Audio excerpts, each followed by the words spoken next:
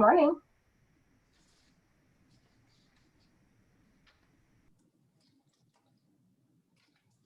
There you go.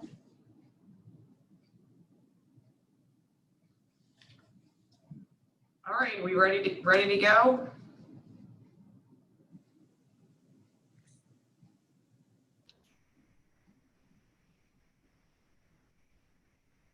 So Kalita, are we ready to start? Yes, we are. Okay, good morning and welcome to Maryland's HFMA Chapter's 50th Fall Virtual Conference. I'm Lori Beyer, I'm co-chair of this year's conference. We're so happy you could join us this morning for 2 sessions, and then we will reconvene tomorrow for 2 afternoon sessions. We have put together 4 great programs that we tailor due to the COVID-19 pandemic, and hope you will enjoy hearing about effective governance and best practices in managing board of directors relations, advanced cost techniques and impact of COVID-19 on cost accounting, how enterprise risk management is extremely important, especially now, and finally, and most important of all, how we can all remain positive in this time of crisis. We do want to thank our presenters for taking the time to share their knowledge and thoughts with us. I also want to thank my co-chair, Amanda Rocker, who will be leading tomorrow's sessions, as well as Holly Miller, who has really helped us coordinate this 2-day conference. And I also want to give a shout out to Kalita Burton. She has been instrumental in getting our chapter proficient in using the Zoom technology for all of the virtual sessions to date. We really look forward to meeting in person again next year. Can you mark your calendars? We're scheduled to meet in Rocky Gap next September 29th through October the 1st, so please mark your calendars. And again, thank you for participating. So I'm going to kick off our conference today and introduce the moderator for our esteemed panel discussion, Catherine Pizer. She's managing editor of the Governance Institute, who oversees the resource library, develops the educational agenda and programs for the Governance Institute conferences, webinars, and e-learning, and researches recommended best board practices and key governance issues for U.S. healthcare organizations. She leads the development, analysis, and reporting of the Governance Institute biannual survey of U.S. hospital and healthcare governance structure, culture, and practices. She has authored many articles and publications.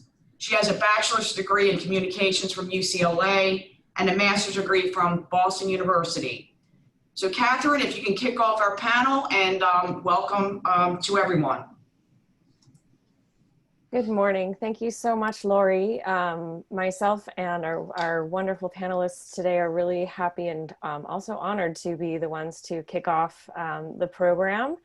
And so I want to briefly introduce who we have with us today, and then we will get right on into our discussion. As Lori mentioned, I'm Catherine Pizer, managing editor with the Governance Institute. And the ones who are going to be doing most of this speaking today and sharing their wisdom and expertise, we have Sister Helen Amos, who is the executive chair of Mercy Health. We have Tori Bayless, the CEO of Luminous Health. And then we have Liz Sweeney, who is a board member with the University of Maryland Medical System. And the slide you see now shows a little bit more about each of us, which you can review. But for now, what I'd like to do is have each of our panelists describe a little bit more about their experience with governance, whether on the board side or the management side. So Sister Helen, would you like to start and let us know how long you've been involved with governance on either the board or the management side, or which boards you've sat on in the past in addition to your current roles? Thank you, Catherine. Good morning, everyone. I have had a lot of board member experience, more years than some of you have been alive. Actually, in my current role as executive chair of Mercy Health, I've been in that role since 1999, but my service on the Mercy board goes all the way back to 1980. And then I spent 7 years in the role of CEO at Mercy before stepping out of that role and into the role of executive chair of the board. I also serve on other healthcare boards, including a very large healthcare system located, headquartered in St. Louis, where the hospitals serve Oklahoma, Missouri, and Arkansas. And I have past membership on other hospital boards. But in addition to that, been on university and high school boards and some boards relative to the Catholic Church. Okay, great. And Tori, I'll pose the same question to you. Thank you very much, Catherine. It's Sister Helen is always a tough act to follow.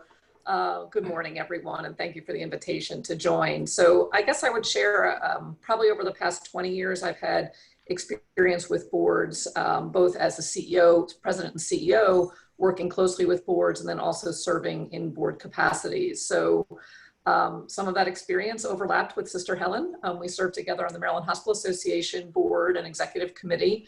I've also served, I had a brief stint on the Care First board locally in Maryland. I serve as a commissioner with the rate setting organization of Maryland, the HSCRC.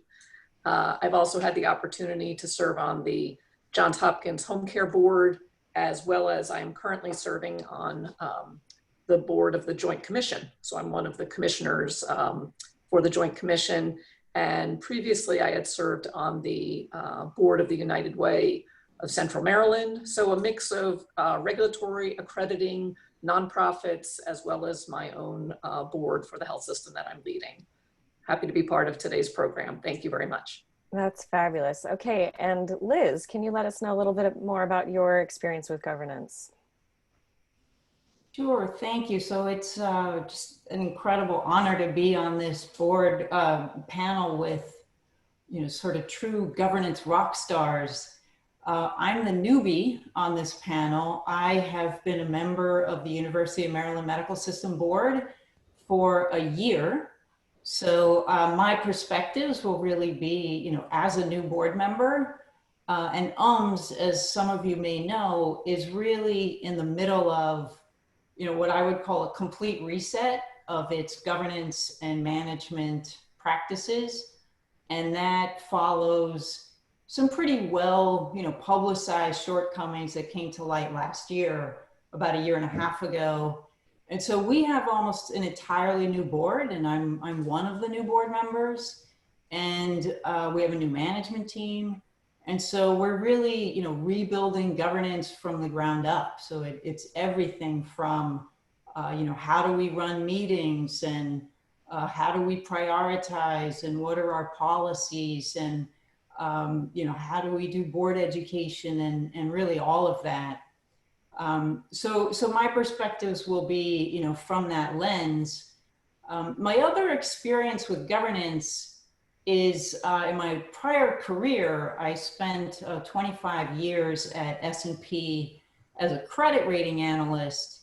And so I had the privilege to meet with folks like Sister Helen and Tori, and to talk about, the management and governance practices of their organizations. And so, had the opportunity to see a pretty broad range of practices across the country. And the assessment of management and governance was part of, the rating process. So those are the lenses that I come to this panel with. Okay, wonderful. So before we jump into our discussion, I just wanted to let everyone know we are going to have about 15 minutes for questions at the end. So you can submit your question using the Q&A button across the bottom of your screen. And you don't need to wait until the end. Just as your questions come up, you can feel free to put them in, and we probably won't address them until the end, but it's nice to give you a little bit more time to be putting in your questions as we're having our discussion. So our topic today is really best practices in the relationship between the board and management. And as many of you know, healthcare boards are stewards of the most complicated organizations in the world at perhaps the most challenging time ever for all of us, for boards, for management, and for everybody involved. The normal challenges of running a healthcare system layered with the COVID pandemic are resulting in an almost overwhelming number of areas that boards need to oversee and prioritize, and strategic imperatives and initiatives that are different, new, and more pressing than ever before. Even under normal circumstances, it can be difficult for board members to understand, remember, and then also, most importantly, demonstrate their role in practice during board meetings. Relative to management, maintain that fine line between their role of governance versus management.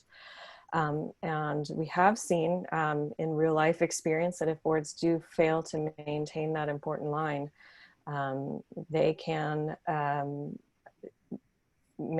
just cause their organization to suffer. The boards really need to maintain their focus on their role as stewards of the mission, the vision, and the strategy.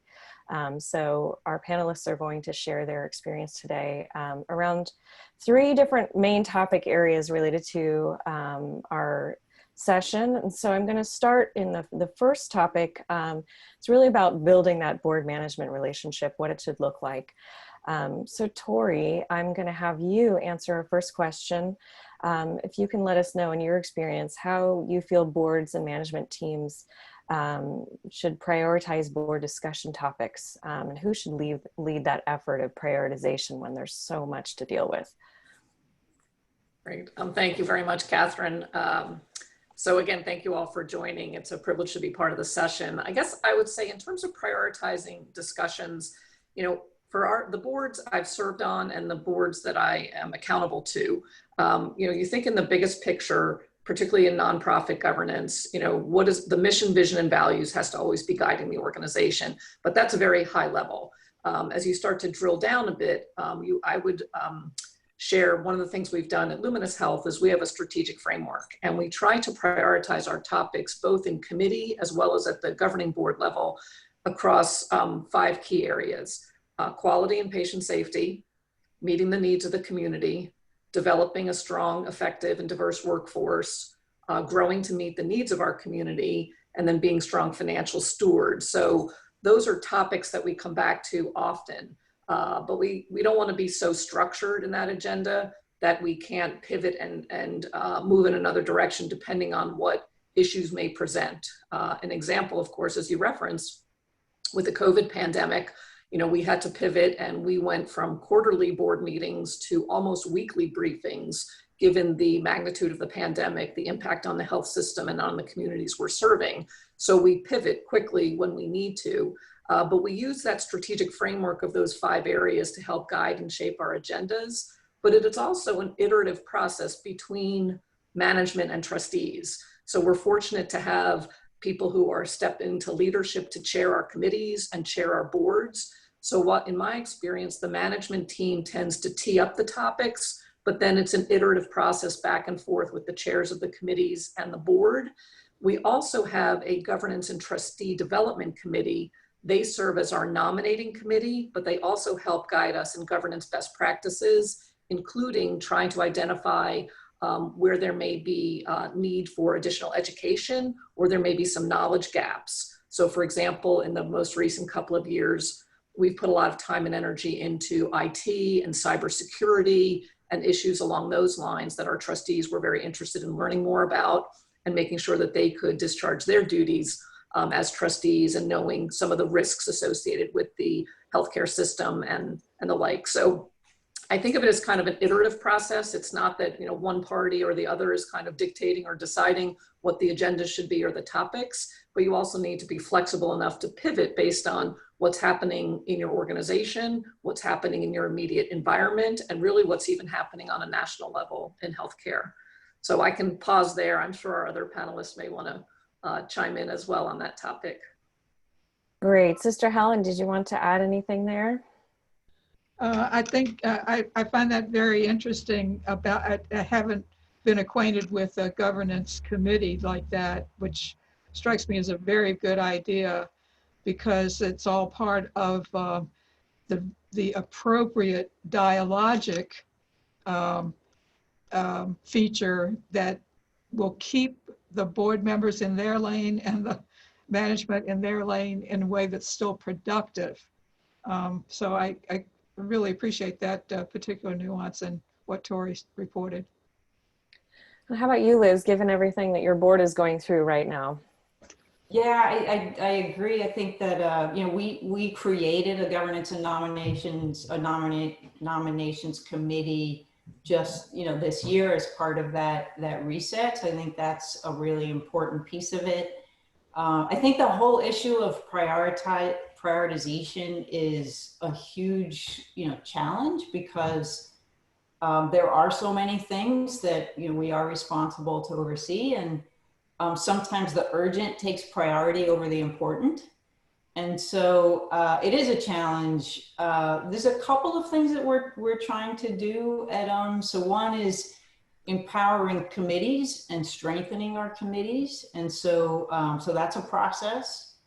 And then we're trying to map out, rather than setting agendas month to month, and we tend to meet monthly, rather than setting the agenda month to month, we're trying to set up a forward calendar for, you know, what are our foreseeable governance needs over the course of a year.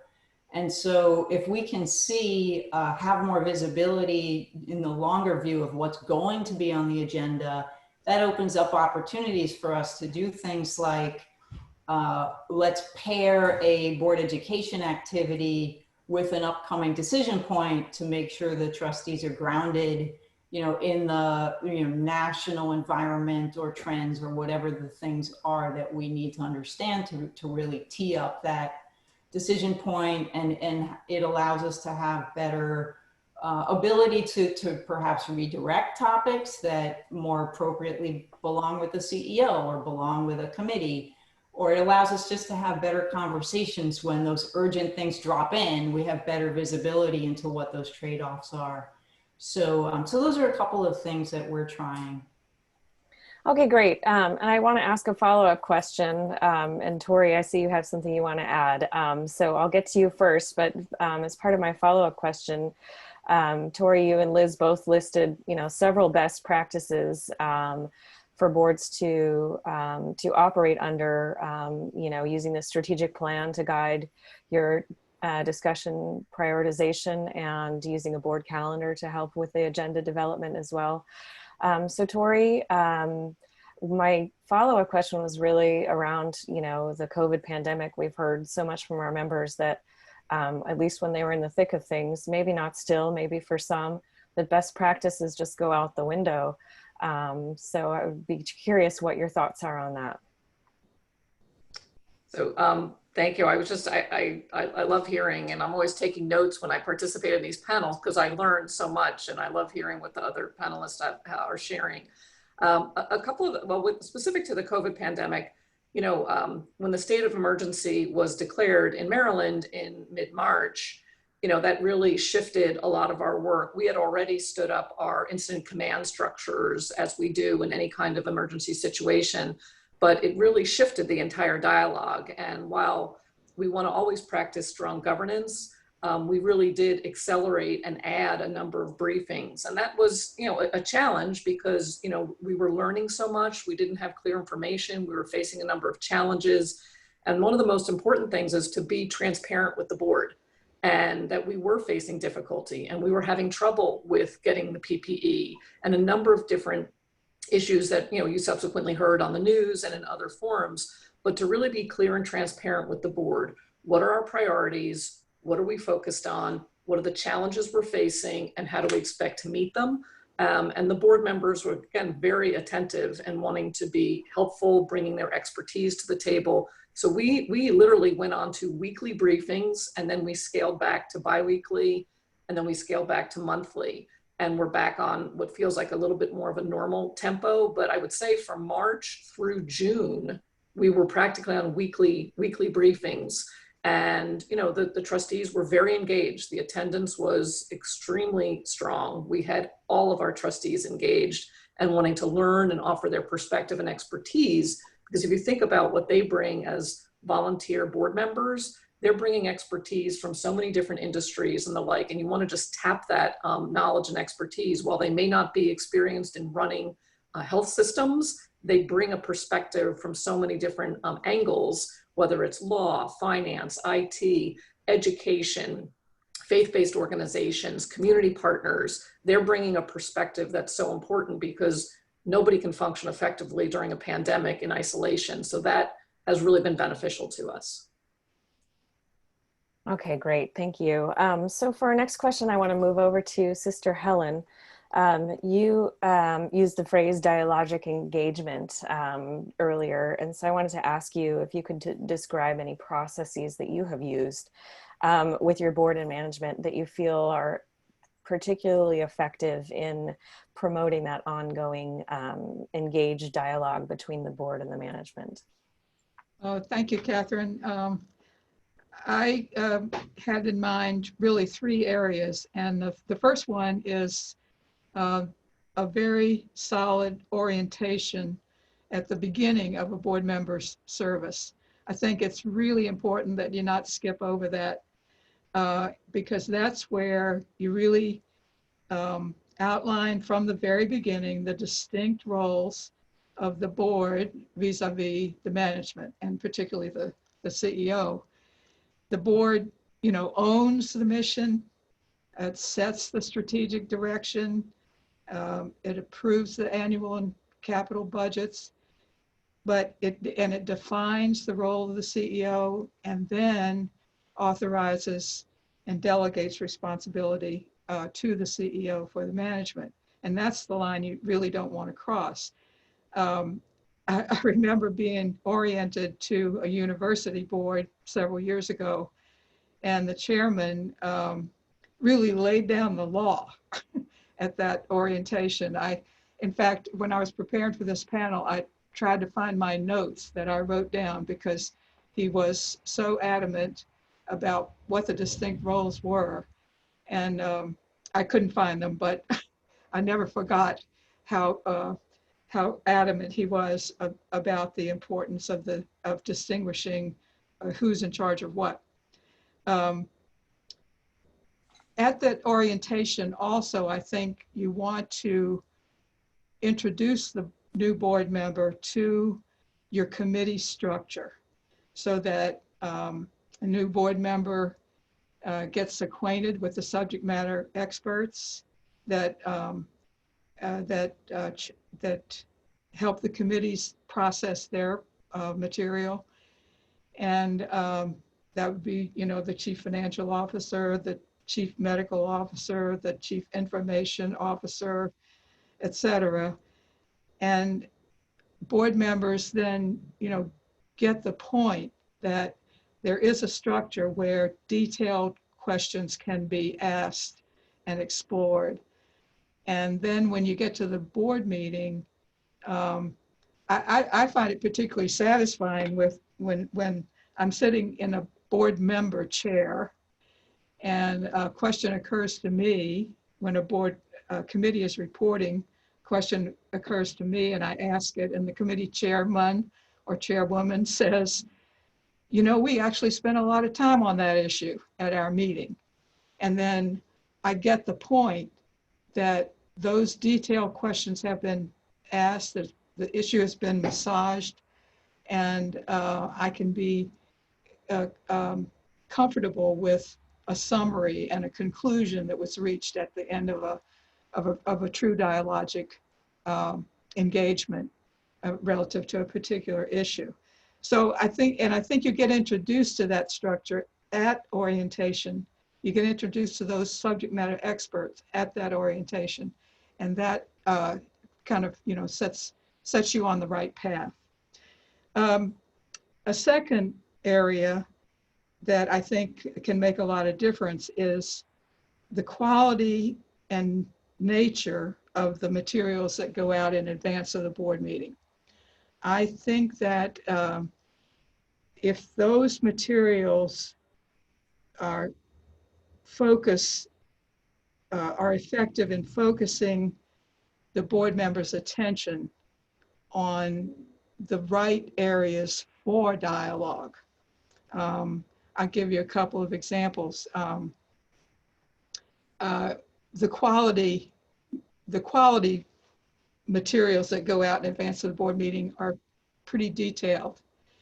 But we have added a cover page that sort of directs attention to, the areas that maybe we're having the most trouble getting our metrics better, or something that's a headline issue like overprescribing opioids, those types of things. So if each person in management that's responsible for preparing those materials is thinking about the audience and thinking about the fact that you want to invite questions, you want to invite commentary, that really helps, I think, to, again, grow that culture of dialogic engagement. And then the third, Tori's already talked about strategic plan, and that's really my favorite. That's my favorite process because it allows board members, management, and in our case, physicians, into dialogue. And it's with a big picture focus that is the true purview of the board. It sets the table for board members and management and physicians to think together in a setting where the focus is on the future. Where are we headed? What is our mission calling us to do now in the circumstances that we are facing? And then you can take that strategic plan and let it be the spine. I think Tori was referring to this as well, kind of becomes the spine of the accountability process, because you draw your annual corporate priorities from the strategic plan, and that becomes the outline of the accountability system. At the end of the year, the achievement of the corporate priorities for that year govern the earning of incentive compensation, for example.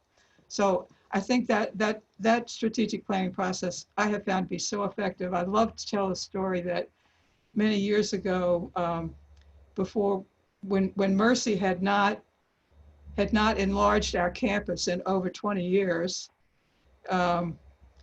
we started a strategic planning process, and the facilitator said, some strategic plans, get done and then they sit on the shelf. But when I look out the window, I see the result of your last strategic plan, which was a new building, the first new building that we had built in 20 years.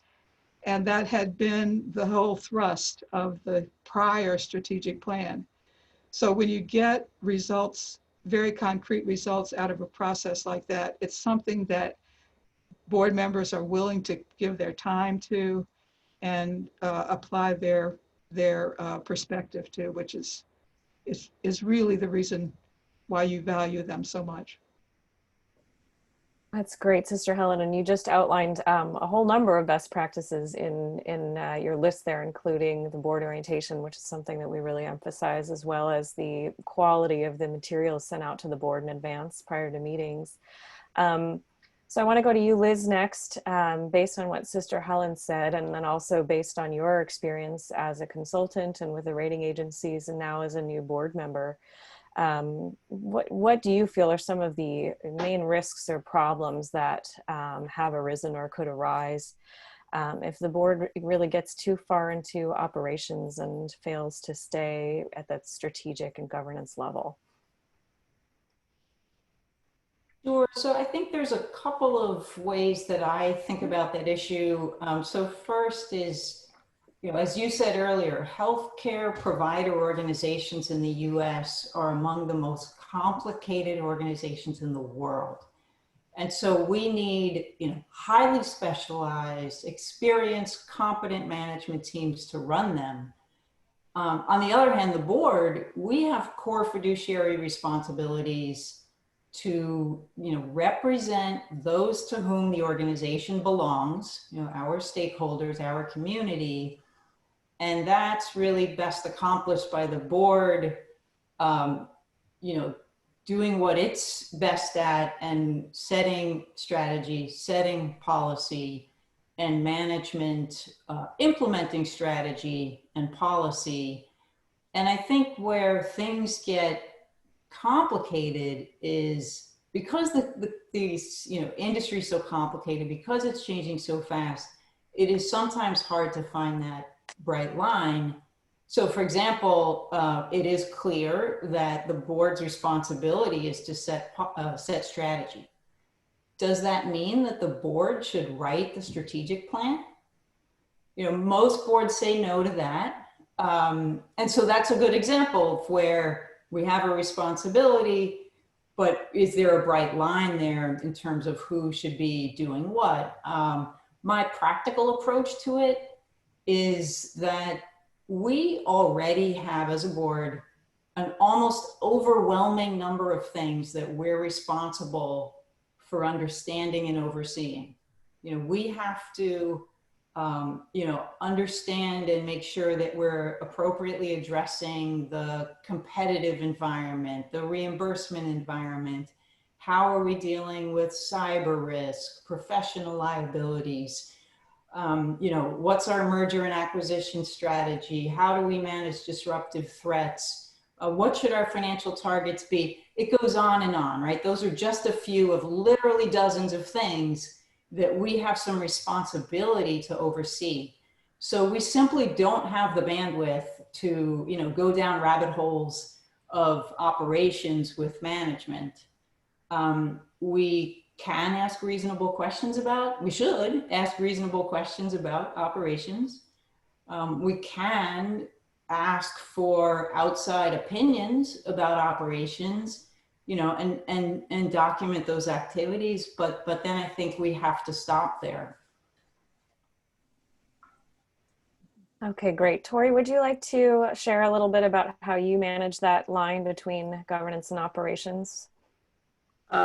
Sure. So I think everything, again, I'm taking pages of notes here. I love some of those phrases that have already been shared in the best practices. I think one of the points to follow up on what Sister Helen said, it's the management team's responsibility to get the advanced materials out. And I think sometimes the risk we have as management in our zeal to be thorough, we sometimes include too much. And it's a real effort and responsibility of the management team to cull through a lot of complex information and present advanced materials that will actually engender really generative thinking on the part of the board. It's not to get into all the details, into the weeds, as Liz said, down a rabbit hole of operations. So I think the responsibility does sit largely with the management team to be able to prepare advanced materials that are thorough, but without being overwhelming in terms of the volume. More isn't necessarily better. How do we synthesize that information? Sister Helen mentioned sort of a cover note to draw attention. The other thing that we've done, and I've actually swiped from other boards that I've served on that I've seen done well, is posing 2 or 3 questions. So here's the committee packet or the board packet, but let's pose a couple of questions that we want the board to be thinking about so it doesn't become, honing in on a specific data point or red light or green light on performance. That's important to be able to explain, but what is the expertise you're trying to draw out of your trustees to make the organization better, to better achieve your goals? So I think sometimes posing those 2 or 3 questions is an important way to encourage generative thinking and to draw on the board members' expertise. The other thing that I've seen done pretty well, and I've also copied it from other boards, I have no shame in creatively swiping practices from other boards, is to actually create a compact between management and the board. And this gets back to Sister Helen's point around orientation. And I actually had a trustee just recently, Heidi Rothenhaus, who is the new chair of our McNew mental health hospital. And she said when she was first oriented to the board, the key page that she dog-eared in the binder was the agreement between management and the board. What does management need from the board to do its job effectively? And what does the board need from management to do its job effectively? And really honing in on that. And I think it's probably along the same lines as Sister said, when her board chair laid down the law of who's who and what you have to do to orient people to their roles. I think that compact has served us well. And we revisit it periodically, refine it and update it, but it's endured for me for at least the past 7 years I've been using that. Okay, wonderful. And Sister Helen, do you have anything you'd like to add based on what Liz and Tori shared around the distinguishing that line between board and management? I want Tori to send me the compact. I was going to ask that too. We'd love to see a copy. Got it. April 2013, we drafted it, I think. Oh, yeah. Yeah, I think everything that has been pointed out there, it really agrees with my experience. You can't say it often enough. Healthcare business is so complicated that it's one of the reasons why I am not eager for my board members to exit at the end of a term. And we really have written our bylaws in such a way as to give ourselves a little flexibility around that, because as the board members, experience a complete business cycle, for example, or a big crisis like COVID, and they grow in their experience of how to ask questions of the technical people, knowing that they have to depend on the internal subject matter experts for information. The outside people just simply cannot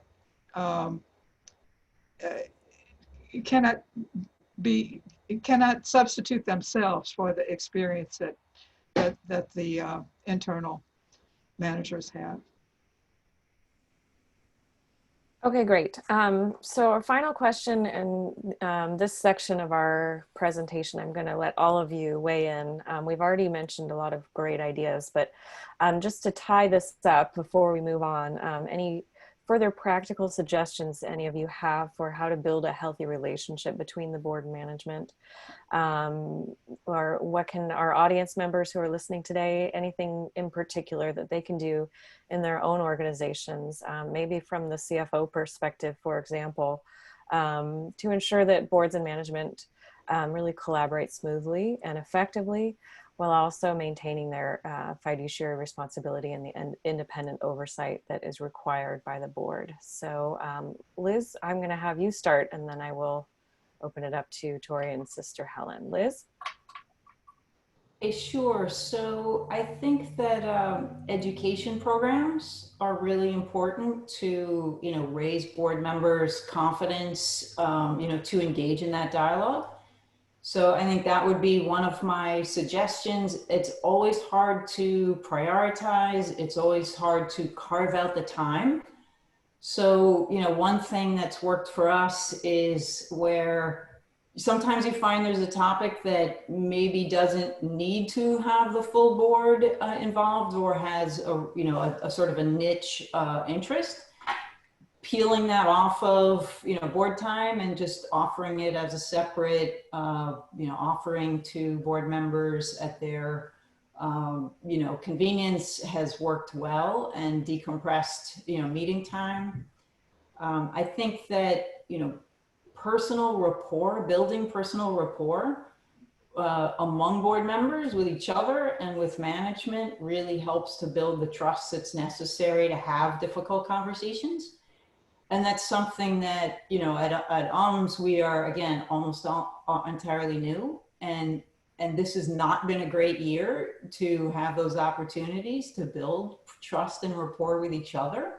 So I think we're definitely missing, that, and are hoping for those opportunities again, because we all need to know that the boardroom is, that's a place of trust where we can share, what we really think. And it's really important that people feel that that's the case.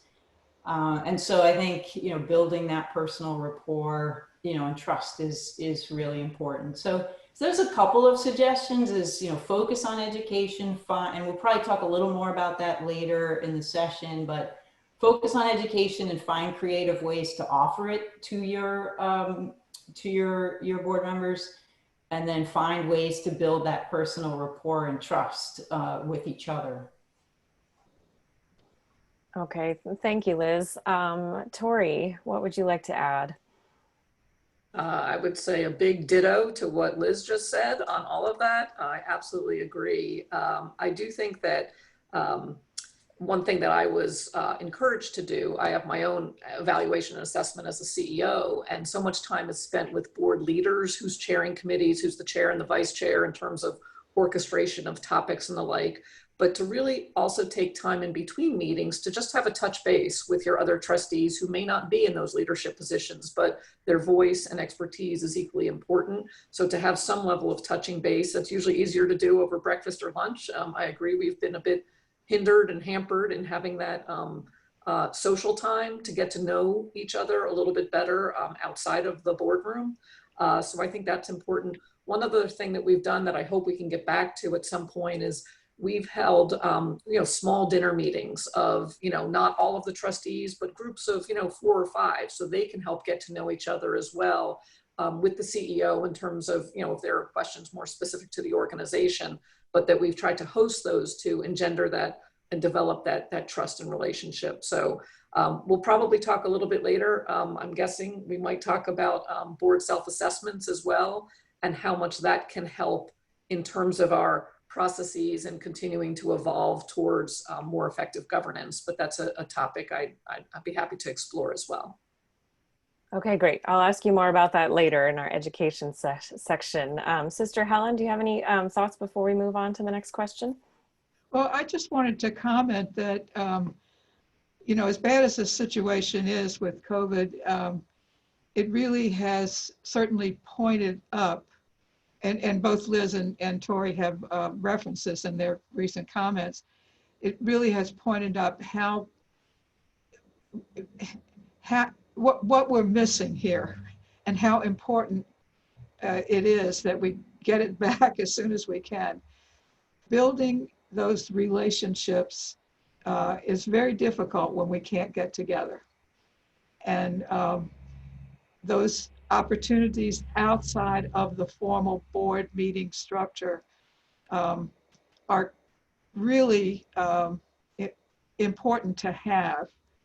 And I certainly has been my experience, both in the board that I chair and in the boards that I'm a member of, that the poverty that we're experiencing of not being able to get together in other settings and getting to know each other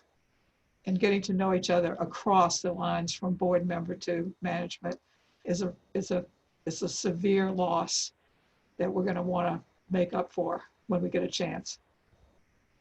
Definitely. Maybe if there's a silver lining, it's that we appreciate that that much more after not having it for so long. Okay, great. So I want to make sure we still have enough time in our session this morning for our next 2 sections that we want to cover. Our next section is around effective board meetings and decision-making processes.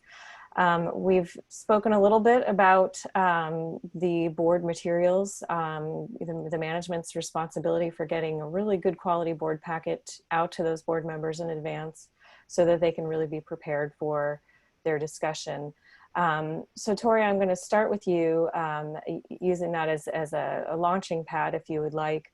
What do you feel like are beyond that, or including that, are some of the most important things management can do to prepare the board for really robust, effective, and efficient meetings? Great, thanks again. So we did talk about the advance packets. We try to get those out in advance. We're looking at 10 to 14 days ahead of time. So I don't think it's fair to trustees to hand them a packet the day or 2 before and expect them to be prepared. They have to build in their own time for review and to digest materials, pose questions, and really prepare for the meeting. So I think it's important to be courteous and respectful of their time. So we do try to get our packets out. And I've seen this in other boards that I've served on, and certainly appreciate that as a trustee or as a director, to have the materials. It's a little thing that you think, oh yeah, of course you get the materials out in advance, but I've seen where sometimes packets are coming out, 48 hours or 24 hours before a meeting, and your trying to fly by the seat of your pants, and that's not a fair way to ask trustees to govern. So I think building in that advance time, again, I mentioned synthesizing the information, more isn't necessarily better, and to try to pose a couple of questions that would engender some more dialogue and culling out the expertise of the board members versus, management is just blitzing you with information and you're sort of, drinking from the fire hose. That's not fair to the trustees. I do think that genuinely allowing time for Q&A, and this becomes, in some ways it seems very tactical, but very important, the time management of the agenda. I've had instances where you have 2 hours and you have 2.5 hours of material you're trying to go through. Well, that's not going to leave any time, and people are going to feel rushed. And sometimes the management team will say, well, I can just speed up there. I'll just go faster. And you say, well, that's great for you, but that's not really fair to the people digesting the information. So just because you can talk faster or flip slides faster isn't fair to the board members. So certainly the pre-reads are important. I would say the other piece is to allow time on the agenda for true open forum. If you get through the whole agenda and you're like, okay, we have 90 seconds left for open forum. Anyone have anything they want to bring up? That's not fair either. So how do you really try to make sure there's some time for open forum? Because people, could have been a great meeting, but they're either trying to tee up a future topic or ask a clarifying question or surface a new concern. So really to make sure there's time for open forum. And the other practice we've engaged in routinely is to offer and hold an executive session, because there are times where a trustee may be hesitant or concerned about something that they may not want to vet with all of the staff present. So we do try to make sure that in addition to open forum, that we have an opportunity to call for executive session, that any trustee can ask for that through the CEO or through the chairman, to make sure that perhaps more sensitive issues could be addressed as well. So there's a lot that sort of I'm packing into that. Some of it's very tactical meeting planning, time management, and then some of it, of course, is making sure that you are teeing up topics. And if you do end up on someone's taking a right turn, or they're going off the reservation in some way on a new topic that you're not necessarily prepared for, sometimes it's hard for management to say, that's really important, but we don't have time for that today. So really you lean on your chairman to be able to say, great issue, parking lot it, or let's make sure we revisit that prior to the next meeting, or let's make sure it's on our agenda the next time, rather than trying to cover things that you're not necessarily prepared to delve into. It's okay to parking lot and push something out unless it's an very urgent topic. But those are just some of the tactics or advice that I've gotten over the course of my career, and that I've now given as well, in terms of the logistics of how to best manage the board meetings to make them effective and efficient. Okay, great. Liz, I'm going to come to you next with anything you'd like to add, and maybe you can pull on to one thing Tori mentioned, was that important role of the board chair in some aspects of this. Yeah, thanks. I love, Tori, everything you just said. Of course, I'm taking notes myself. Particularly, I like the idea of open forum and having a more formalized parking lot that's monitored and tracked.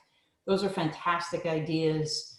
We again are kind of building from the ground up, and my understanding of the practice, board meeting practice prior to 2019 at UMS was that board meeting agendas were set almost entirely by management, and that meeting materials were provided in large volume in very short amount of time, and that management determined what education would be provided and when. And so part of our sort of big reset in the last year involves the board chair and the committee chairs just taking a much more active role in setting the agenda and setting the priorities and the timing and the board education topics and timing. And so I think that's important, not just for the effectiveness of the meetings, but it's an important function of our independent role as trustees. So we've been really, focusing a lot on those really basic things, like setting an expectation that we're going to get materials, in reasonable time in advance. You're setting a high bar there, Tori, with 10 to 14 days. Hopefully we'll get there.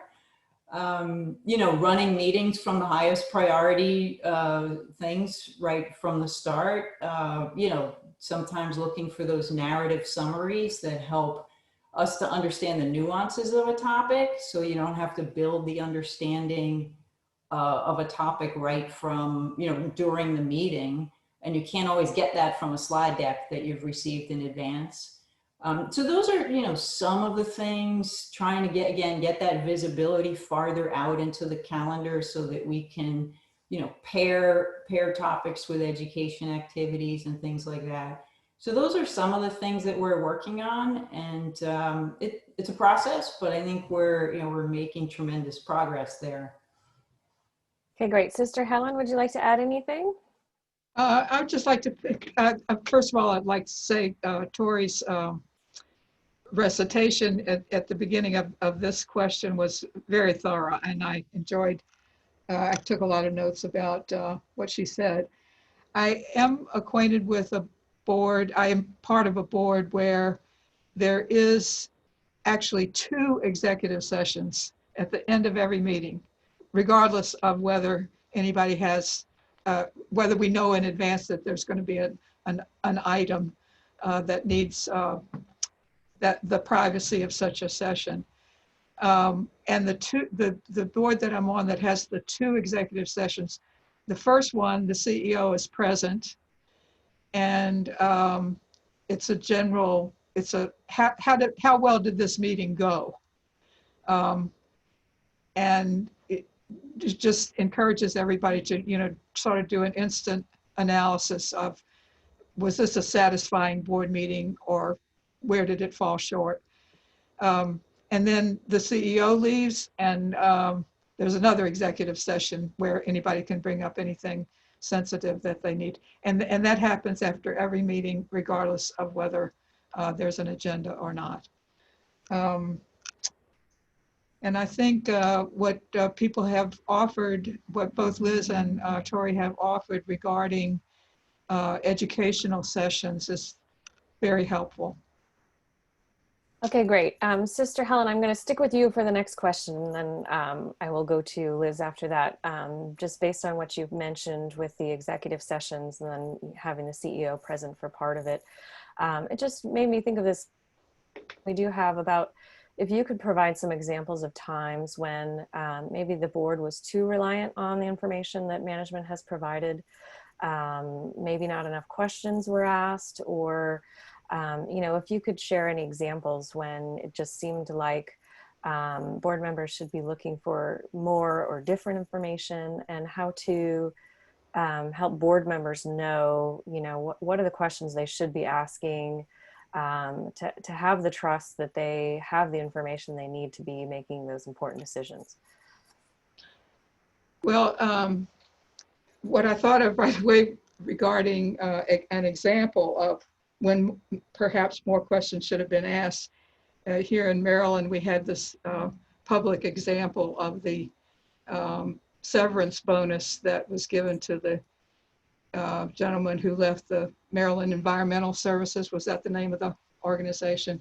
So that was a headline that we all experienced, and a lot of finger pointing after the fact of, who should have known whether this was appropriate or not, and so forth. But let's go back to the matter of trust. And let's go back to the matter of how complicated the healthcare business is. The fact of the matter is that the board members are reliant on the CEO and the senior management team in their areas of expertise to present the issues honestly, fairly, openly, inviting of questions, being non-defensive when questions are asked. This is a matter of organizational culture. And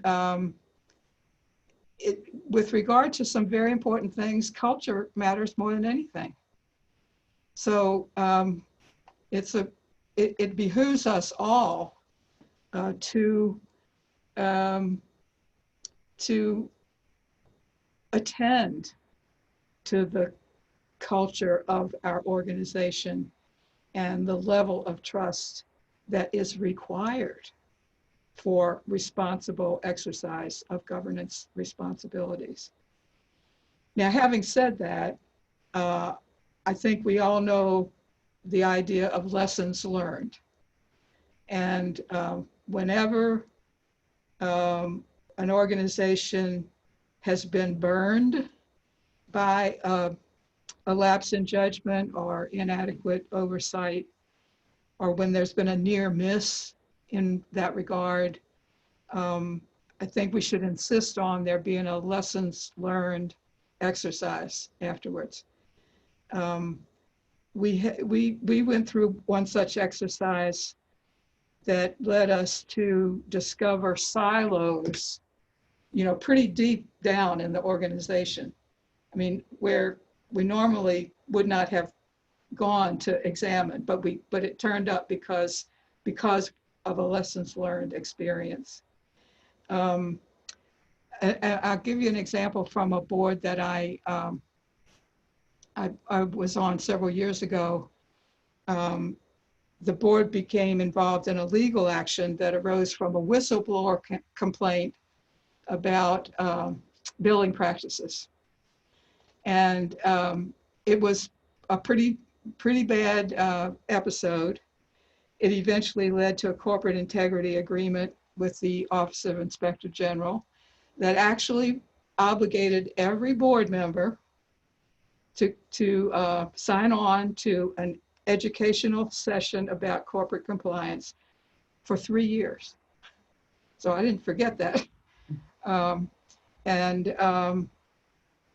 And when I asked the question at the first session that I attended, I asked the question, I said, I'm an out-of-town board member. I said, how in the world was I going to know about these irregular billing practices? And the advice that I got was, you have to ask more questions.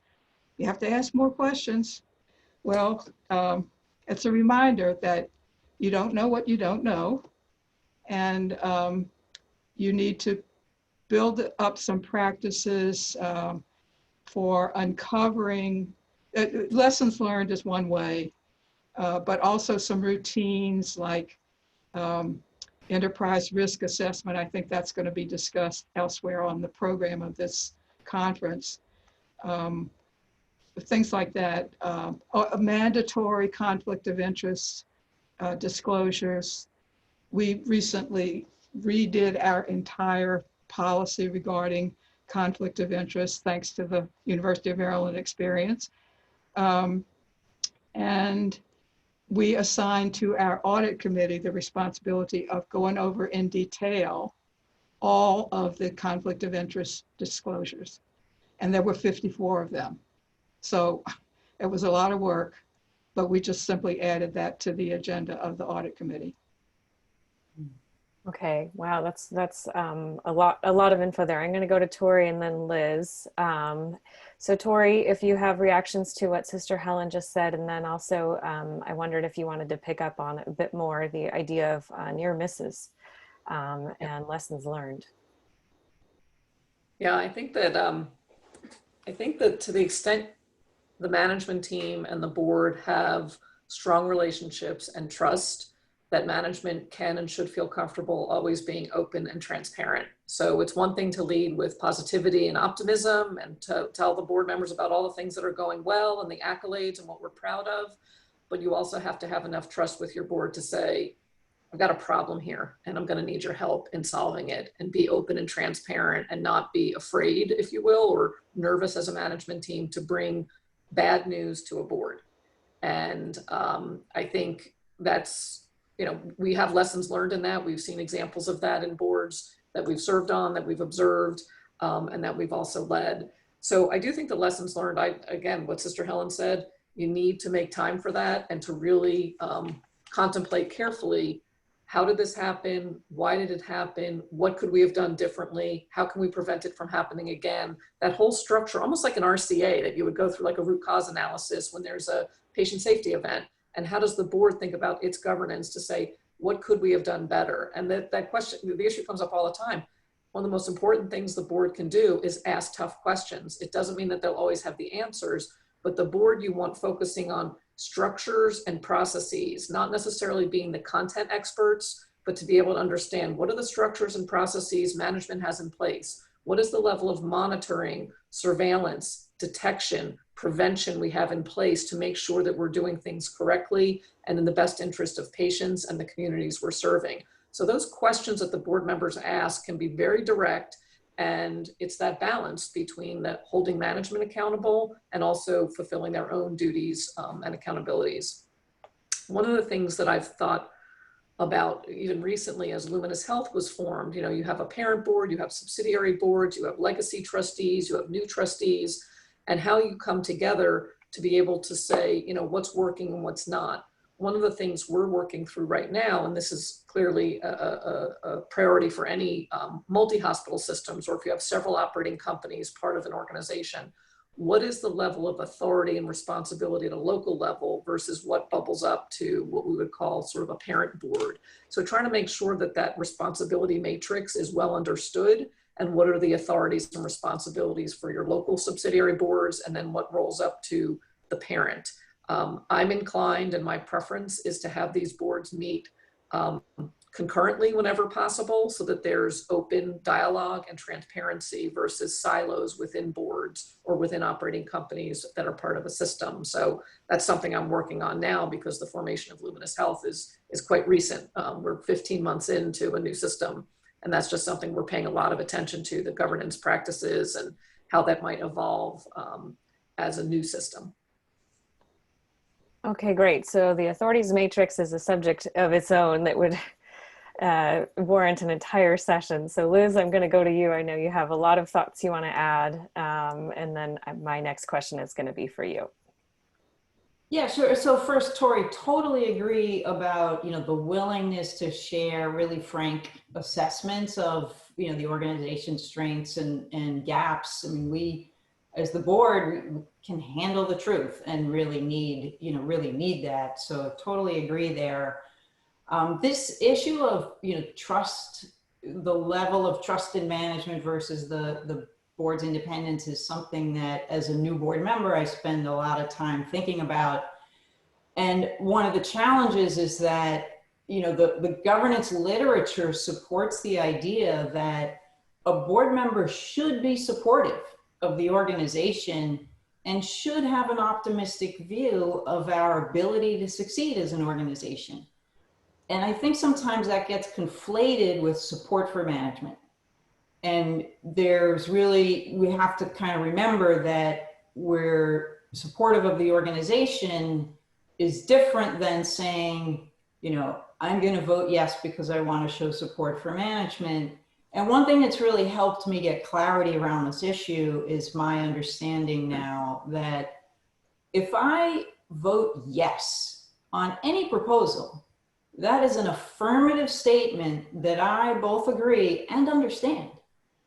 And if I don't understand, it's my job to ask questions until I do understand, or to say, look, I have to abstain, I have to vote no, because I simply can't vote yes on something that I don't understand. I can't just rely on management.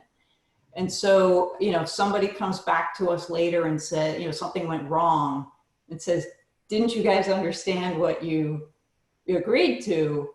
I have to be able to say that I did understand what I agreed to. So that's helped me get clarity around the distinction between being supportive, you know, of the organization and still carrying that, you know, independent responsibility. Okay, great. So Liz, I want to move on with you about the importance of the board agenda. I think we all know that a board is only as effective, board meeting is only as effective as how good the agenda is. So would love your thoughts on what you feel are the ideal ways to structure that board agenda and who should be involved in that process. Yeah, I mean, I think a lot of good ideas have been shared on this topic so far this morning. And again, I think that ultimately the board agenda is the board's responsibility. And it's fine to delegate and share that with management. But I think in the past, has gone too far in terms of ceding that responsibility to management. And now we're taking a much more proactive role there. So I think for us, that's really important. And then we talked about prioritizing topics and making sure we get materials in advance and the like. So I think a lot of great ideas have been shared on that topic this morning. Okay, great. Well, in the interest of time, I think we should move on unless Tori or Sister Helen has something they absolutely must add before we move to the next topic. Are we good to move on? Good to Okay, move on. great. So the last section we wanted to focus on today was around, how to build your ideal board through, whether it's through, recruiting specific board members based on their skill set and attributes. And then also, of course, with that relationship between the board and management, the attributes of management, and then education and board development. So Sister Helen, I want to start with you. Your question is around how to determine board composition. And what do you see as the most important considerations for you and your board in identifying potential board members? Well, obviously, you're looking for expertise in the areas of business, knowledge of the community or communities that you serve, medical quality, patient safety, human resources, planning, risk, investment. There's that whole scope of issues that you want it to, it kind of gives you an inventory of when you're in the market for new board members, where you feel you don't have enough of focus perhaps on one of those elements. You might be looking specifically for someone to fill that niche. But I would say you also want to have people who have a passion for your mission, who care about your reason for existence, because being a board member is a pretty big responsibility. It takes a lot of time. And I think that having a passion for your mission is a very important quality to look for. Obviously, also, I would stress experience. And I've said this in some of my comments already this morning, because it takes board members a good while to understand, what a business cycle looks like in the healthcare context. And I hate to let them go when they have matured in their ability to ask probing questions and to engage in the appropriate kind of dialogue that we need between the board and management. I think we're all very much attuned right now, especially now, to the area of diversity, so that passion for your mission is informed by the perspective of the community or communities that you're responsible to serve. And last thing I'd say is I would emphasize the need to always be on the lookout for potential board members that have that experience and that expertise, that area of expertise that you're looking for, and that passion that you're looking for, because it takes a lot of work and a lot of time to develop the kind of relationship that will draw that thoughtful, committed, generous person to say yes to your board. I say, there's 50 hospitals in Maryland. Why are they going to say yes to me? Well, they're going to say yes to me if I've taken the time to build that relationship and point out to them the the expectations that I have for them being a fruitful board member, fruitful and productive board member. Okay, great. Tori, I want to go to you next to have you add your reactions, and then also add to it if you feel you might be looking for some attributes in board members that are different than a year or two ago, as well as board succession planning. We had a question from the audience about that. Who drives that effort, the board or the management? Yeah. I'd say it's actually it's a combo of management and the board, because the board for Luminous Health, these boards are self-perpetuating. So we have a couple of practices that we try to adhere to. We do have term limits. We have trustees have the opportunity to serve up to three-year terms for a total of 9. And if you're the chairman, you have a 10th year as immediate past chair, so that knowledge, isn't just, walking out the door. So I definitely agree with Sister Helen. It's hard when you have transitions because there's a learning curve and then people are functioning at a high level, and then to have some of the trustees step out is, there's a knowledge gap, there's a loss there. But at the same time, I think it's important to always be, feeding the pipeline of new ideas, fresh ideas, and diversity.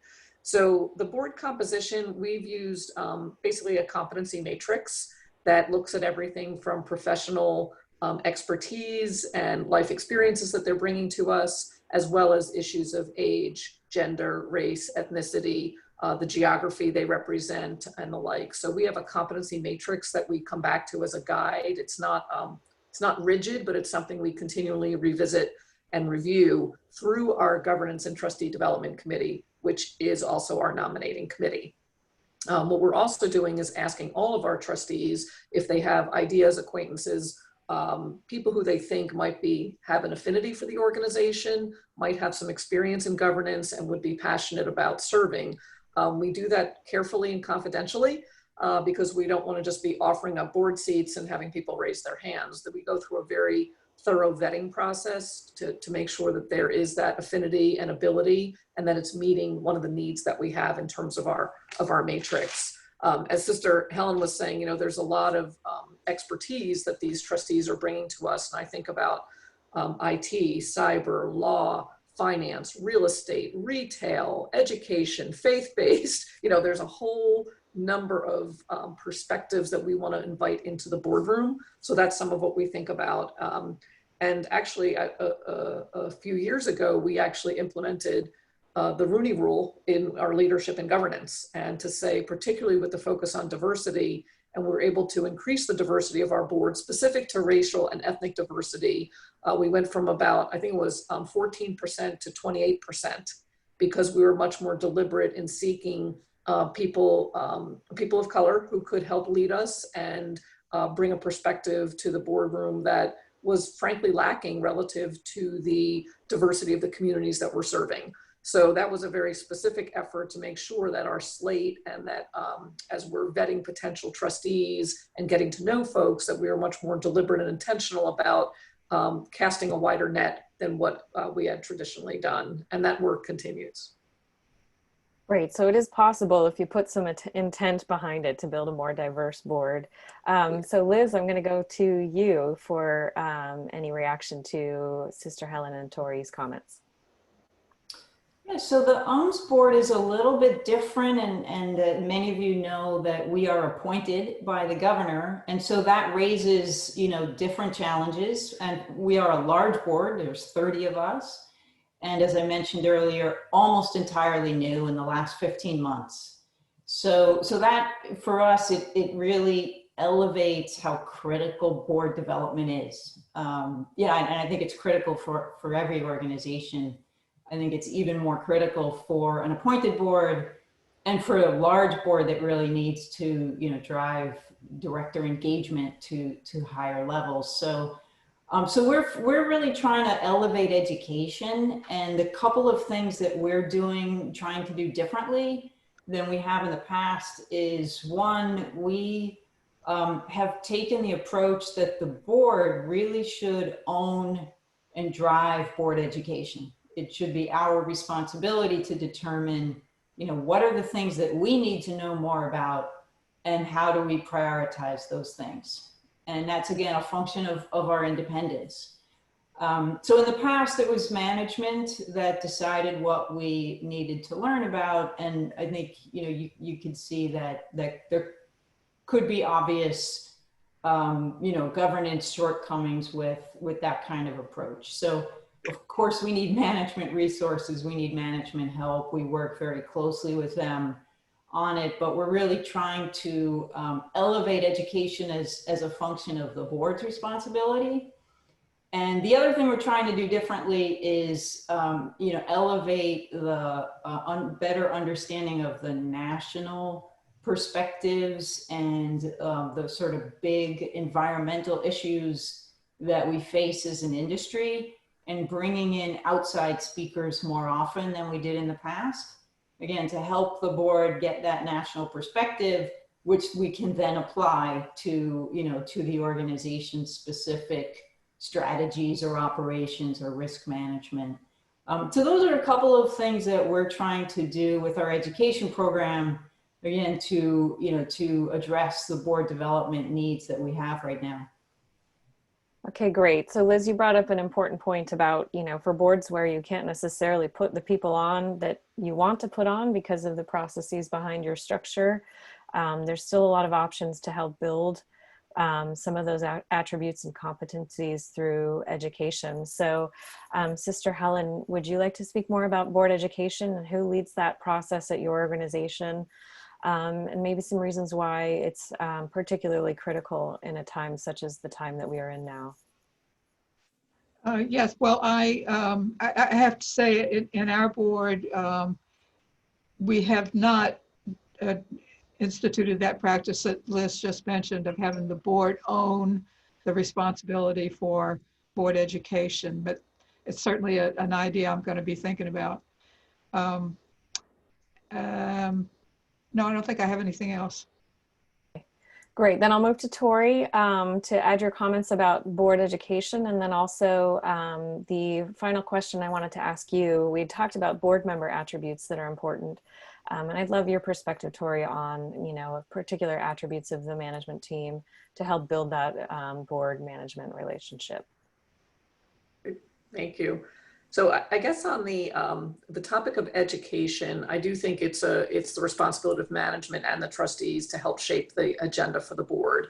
One of the things that we did coming out of a board self-assessment was it was a greater recognition of how much of the heavy lifting gets done in committee. And I think Sister Helen referenced this earlier, that if you ask the question and the deep dive may be happening in a finance and investment committee, a quality and safety committee, a strategic planning committee, audit and compliance committee, executive compensation committee. You have all this heavy lifting that happens in committee. And one of the things we actually spent education on, and it happens in board orientation, but after a year or 2 or 3 on the board, you might, if you're not serving on one of those committees, you might lose touch a little bit of the work of that committee and the depth of that committee. So we actually spent time re-educating the board on the committees, their charters, their responsibilities, and reflecting on the composition of those committees so that there could be that trust and confidence that even if I'm not serving on, for example, quality and patient safety, I know that we have the right people doing that and they're asking the right questions because I understand the heavy lift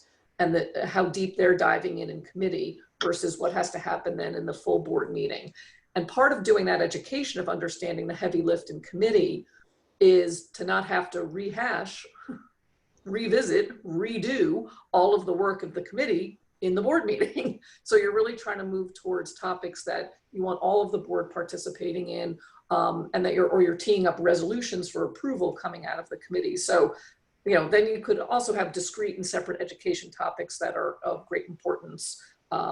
Issues around, graduate medical education, cybersecurity, just depending on what's in your strategy, what you're working on, you might bring one of those big topics in. For example, we started some residency programs just over the past couple of years, and really to make sure the board understood revisiting the strategy, but now how's it going a few years in? So sometimes you're giving updates on something that they had great pride in approving as a strategic endeavor. And then how do we make sure they stay updated on those activities versus it becomes something in the rearview mirror. So we try to do a bit of that. In terms of I think you were asking the question, I'm taking notes while I'm talking and listening. In terms of management attributes. Yeah, so I think attributes, I think about, I try to develop a leadership team and management team that I'm working with that brings different perspectives to the table. You know, none of us want groupthink. We don't just want yes men, yes women sitting around the table who are all going to be in lockstep. So I certainly appreciate the expertise and the authority and autonomy of the different chiefs who staff the board meetings, whether it's the chief financial officer, chief strategy officer, chief quality and population health officer, that their expertise and what they're capable of in terms of their subject matter expertise, but they need to have very important working relationships with the board members as well.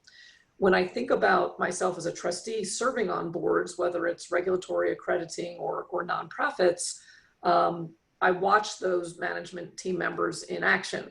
And what I always look for as a trustee is a level of candor and transparency and good preparation. And that, again, I hate to keep quoting Liz and Sister Helen, but that there's not a defensiveness on management's part, that you can listen carefully to critiques, to constructive criticism, and as those questions and probing comes from the board, that you don't, get back on your heels in a defensive posture, to really listen carefully and understand the positive intent of the independent board members. They're seeking to understand, they're trying to make the organization better. I think sometimes as a CEO, you could get a little defensive, like, well, of course I'm working on that, or yes, I have that under control, or why are you asking that question?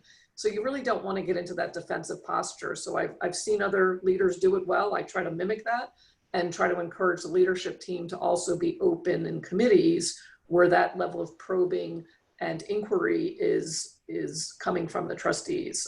So I think that openness, transparency, and trying not to become defensive, because again, the management team has incredible expertise and depth of knowledge, and sometimes there may be a knowledge gap that a trustee is trying to fill. There may also be a concern they're trying to have addressed. And I think we just have to work hand in glove on that, because we're all ultimately working to serve the communities who own the facilities that we're running. Okay, great. So we need to leave a few minutes for questions before we have to wrap things up today. So I do have one question submitted, just for those of you listening. If you do have a question, now is your chance before we run out of time. So the question that we have is related to the materials or the presentation for the board, and it's a pretty specific and sensitive situation. So I'll just read the question directly so I can give you the appropriate details. It says, our ASC manager presents to the ASC board.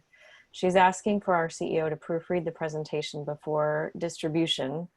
The CEO has done this before. However, the administrator will then offload the responsibility to the CEO when the info is wrong or irrelevant. And she states that the CEO has approved the details and it was not her fault. Have you experienced something similar or any guidance on this type of situation? So Liz, do you want to start with that one?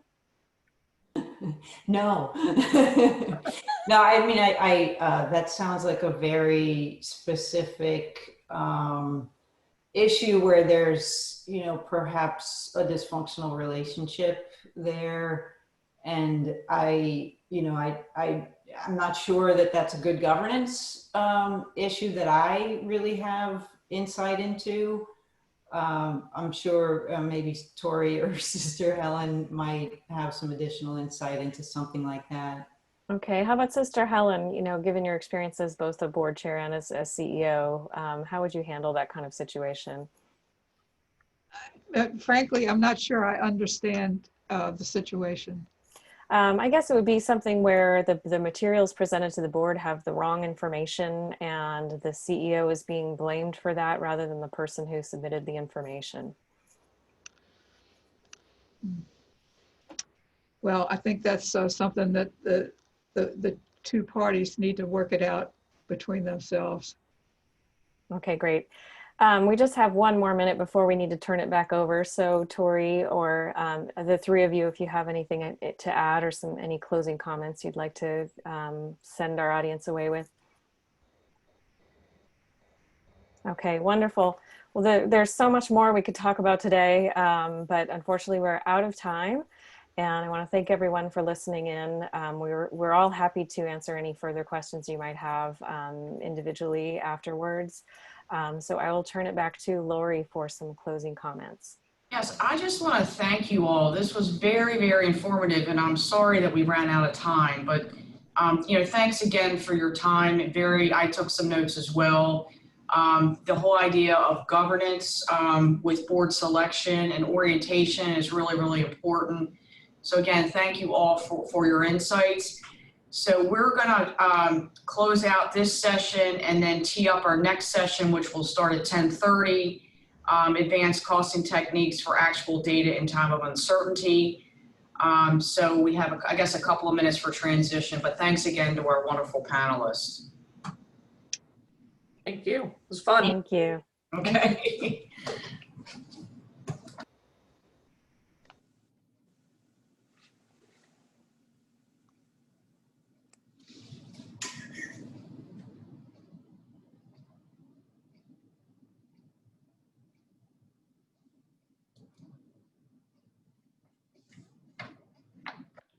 So Kalita, we have 5 minutes. Yes, we do. Okay, 5 minutes. So take a little break, and then I'll kick off. I'll introduce Catherine. For those of you who did not participate this morning, I'm Lori Beyer. I'm the co-chair for this year's conference. Thank you all for participating. We are going to start our second session this morning, and the topic is advanced costing techniques for actionable data in time of uncertainty, such as now.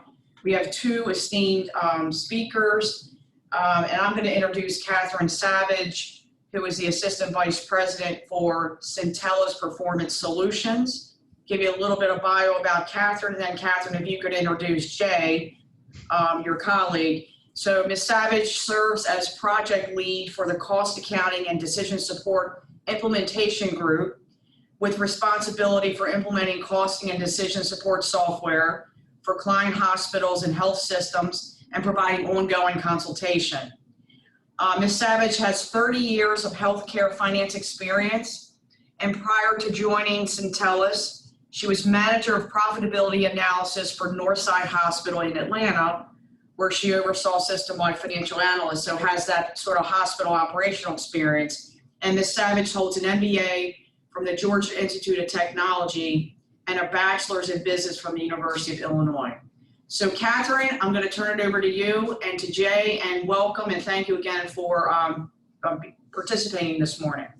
Yeah, hey, Lori, I'm going to take Catherine off the hook and I can introduce myself if that's all right. Good, all right, go for it. Okay. And yeah, Catherine started at Kaufman Hall, and we're now Centella's. We'll talk about that when she was started at 5. So that's why she's got 30 years of experience. So, so I'll keep my, I'll keep the presentation off the screen for just a minute, but I'm going to be the first speaker. I'm Jay Spence. I'm a vice president at Centella's over our healthcare software solutions and the strategy around those solutions as well.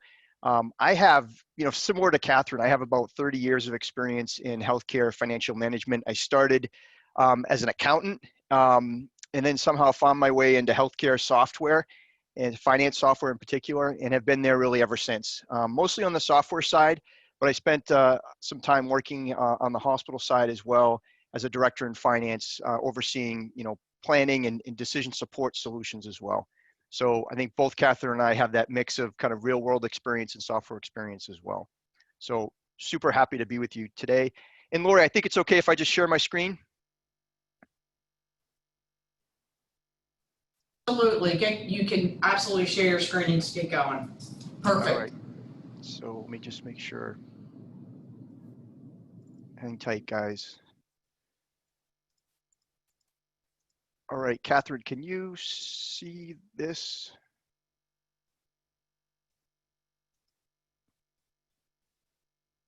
Look okay? Catherine's on mute.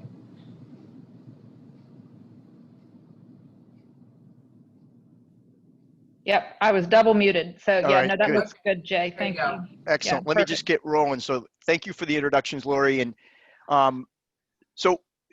there was a good question Lori asked before we got started about Centella's, and maybe a name that you guys don't recognize. But Kaufman Hall, we were formerly Kaufman Hall Software. And in both Catherine and I have spent many years working with Kaufman Hall as well. I think many of you on the phone have probably worked with us or with Kaufman Hall in the past. So we recognize the brand and really the commitment that Kaufman Hall has had around healthcare software. I think they've been recognized really as a pioneer. The first software Kaufman Hall introduced was focused around integrated financial planning. That was back in 1992, and they've been committed to software ever since. Really what Centellus is we've pulled out of Kaufman Hall formally. We're our own standalone company.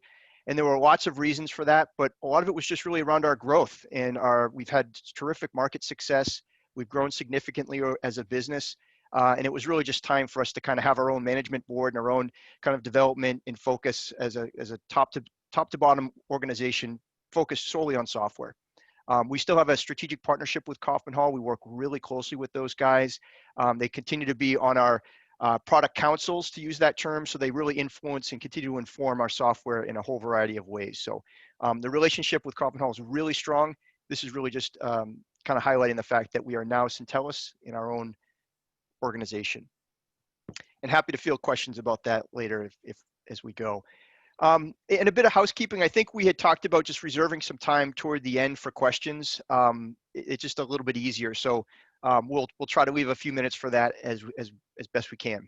So really quickly, for my role, I just want to set some context. And everybody on the phone has kind of lived through COVID disruption. So I don't want to spend a lot of time here and talk about things that you guys are living through just like I am. But from a big picture perspective, we're operating in very uncertain times. And I will smile a little bit to say Catherine and I have actually had a chance to present this presentation a couple of different times. And we've updated this slide a couple of times, and it seems to look different every time we present. On the right-hand side, it's the heat map of where we're seeing kind of daily cases spiking. One session, it looked pretty green, and it's fallen back into orange and red.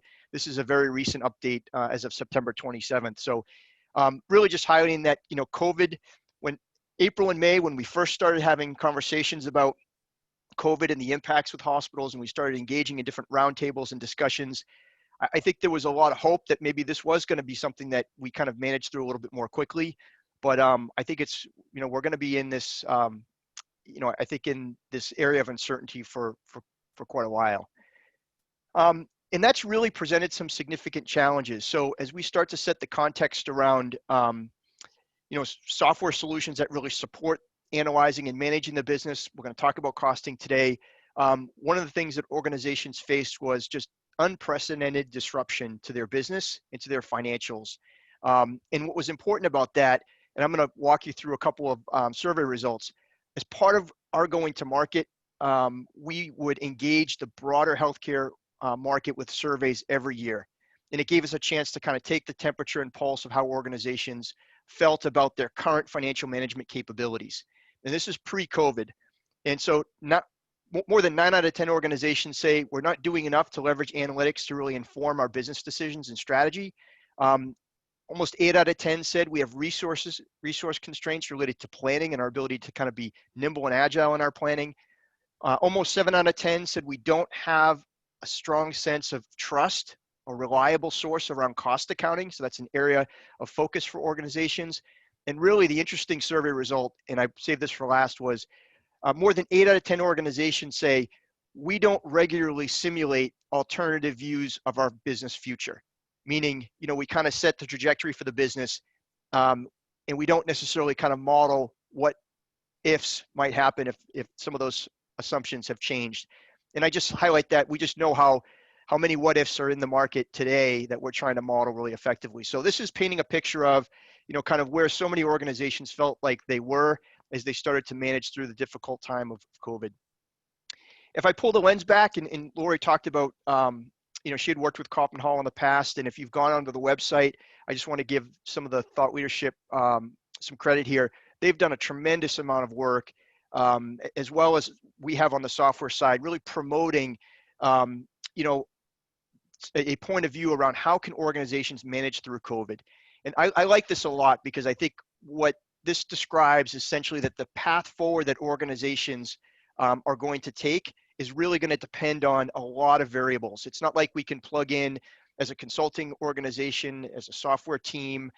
We can't necessarily give you the GPS and the turn-by-turn instructions, but the tools are going to be important. You know, as you assess your financial impact before COVID and your situation there, all of the things that have happened in your business as you've started to manage through it, and what does that mean as you start to look ahead into the future and chart that path forward. And it may be that there's opportunity for, you know, organizations to set some strategic growth paths. There may be some more recovery or restructuring they need to do, but it was really just kind of giving a nod to the fact that the financial management tools and capabilities that an organization has are going to be really put to the test and leveraged heavily during this recovery process. So what do those tools look like? I like this. We had a roundtable. I think Catherine will talk a little bit about that, but we had a series of roundtables in the April timeframe, and it seems like 100 years ago. But during that timeframe, or in the April timeframe, organizations were really in that stage of how do we even kind of get our arms around what could be occurring over the next several weeks, preparing for that surge, and then really starting to kind of frame, well, how do we start to think about, you know, kind of responding and then recovering through that? And their tools were challenged. I mean, their financial management tools were not necessarily up to the task. So organizations use this kind of framework to say, how do we assess where we are now, near and far from our perspectives as we start to plan? And you notice at the bottom, I won't spend a lot of time on this slide, but, you know, understanding the now really required that we had a really good feedback loop around current performance, all the kind of variables that are kind of influence where we are today. And a lot of that was around just current volume, liquidity, and all the concerns around that. The near term was really starting to understand, you know, how do we start to create a profile of what our COVID, you know, case volume could look like, and how do we start to plan for that kind of near term prism around the business. And then finally, we know that there's been so much change to the variables that we set forth in our plans. What does that far outlook look like as we start to kind of recalibrate our 3 to 5 year strategic plans? So this is really, you know, this is a framework that we use with our clients. I like it a lot. It really helps us kind of, if you will, evaluate our critical capabilities from a financial management perspective, and do we have the right tools that allow us to manage simultaneously across these 3 dimensions of our business and of our planning. So quickly, how do we do that? You know, one of the things that we've espoused at Kaufman Hall is really the importance of the integrated strategic financial and capital plan. And I won't spend a lot of time on this slide. It's not really the topic for today, but the organizations that really had a very structured and disciplined approach to financial management were able to kind of respond, I think, and manage better through COVID, at least as we started to kind of think about the first quarter timeframe, second quarter timeframe of what COVID was presenting. And importantly for this discussion today, what it really highlighted was demand for the performance management controls that were in the middle of this, which give feedback to all the planning that we're doing. In other words, are we on track, and where do the assumptions are going to be greatly different than we assumed? And most importantly, it highlighted the importance of bringing together information like decision support that we can analyze and manage the business more on a more timely basis. And those tools just became critically important. And then we certainly talked about quite a bit of thought leadership around the outer circle, which is rolling forecasting capabilities as well. So again, a slide that really just helps to frame the importance of integrated strategic financial management and the importance of the feedback loop in the middle. And cost accounting plays such an important role in that, and we'll talk about that today. The title of this presentation, Lori, you know, described it earlier. I think Catherine and I just used to talk about it as it's costing through COVID, and that's really what we wanted to talk about today. And Catherine does a great job talking about and summarizing a lot of the conversations that we had through different roundtables that we had with our clients, and that's really what started this whole idea of kind of costing through COVID in the material that Catherine will present. But really, what I wanted to highlight before I transition it to her was just the importance of the aspect of prepare, respond, and recover. The ability to analyze the business through decision support tools became so important day one. We needed to assess kind of the financial impact of what a potential COVID case could look like. And if you remember those days, which seemed so long ago, we were comparing them to pneumonia cases and respiratory cases and trying to understand what does that utilization profile look like and the potential cost look like.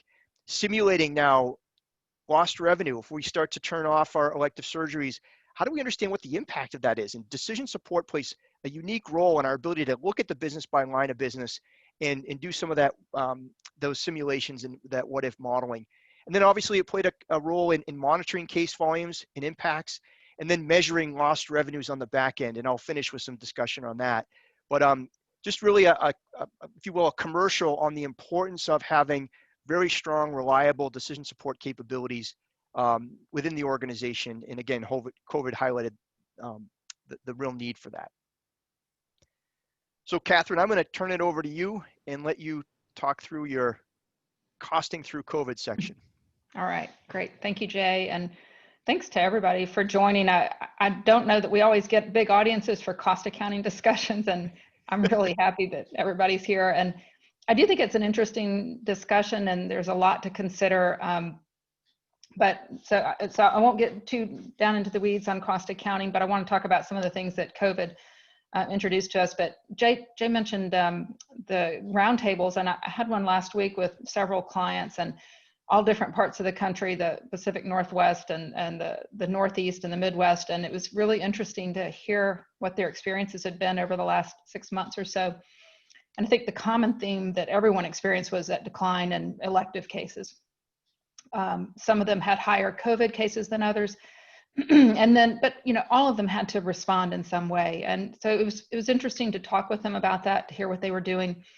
I think that we can all agree that healthcare is a very complex environment, constantly changing. And while we talk about this presentation as sort of how do we manage through COVID, there are other things that come along that'll cause you similar kind of considerations, whether it's expanding or contracting a major service line in your area, or new competition popping up near you, regulations changing. So there's a lot of reasons why you might want to reassess your costing configuration and think forward to, hey, how do we want to model and simulate the future? So think about this as more than just COVID-19 and response to that situation. But so on this first slide, what were some of the costing challenges from COVID-19? And I love this picture because it really kind of gives us some visuals around all the costs that we never expected around testing, these extraordinary expenses of employee testing and screening and education, things that don't really relate to a specific case, but just keeping the doors open. Certainly the reduction of services, which I think everyone experienced, and some still are. But at the same time, you've got cost going up. So that's not really aligned, and it caused a lot of confusion and concern around the reporting. We talk a lot about overhead costs and, preparing the staff, reconfiguring facilities, things of this nature, that expenses that we didn't really expect, and we need to figure out how are we going to kind of incorporate those into our costing and our future reporting and modeling. So, and then, kind of to the far right, thinking a little bit about the community and things that might have been, costs that were incurred that related to testing within the community and education, and things that just really have very little to do with our actual inside the walls business. But all of these expenses kind of hit us hard. And as I mentioned, also having the decline in volume. So what do you do with all that expense? So we spent some time at Centellus kind of thinking about, well, what would we do if this was our organization? What do we recommend our clients do? What are the things that need to be considered? And put together some documentation around that. So we'll talk through some of that, but if we'll move forward to the next slide, Jay.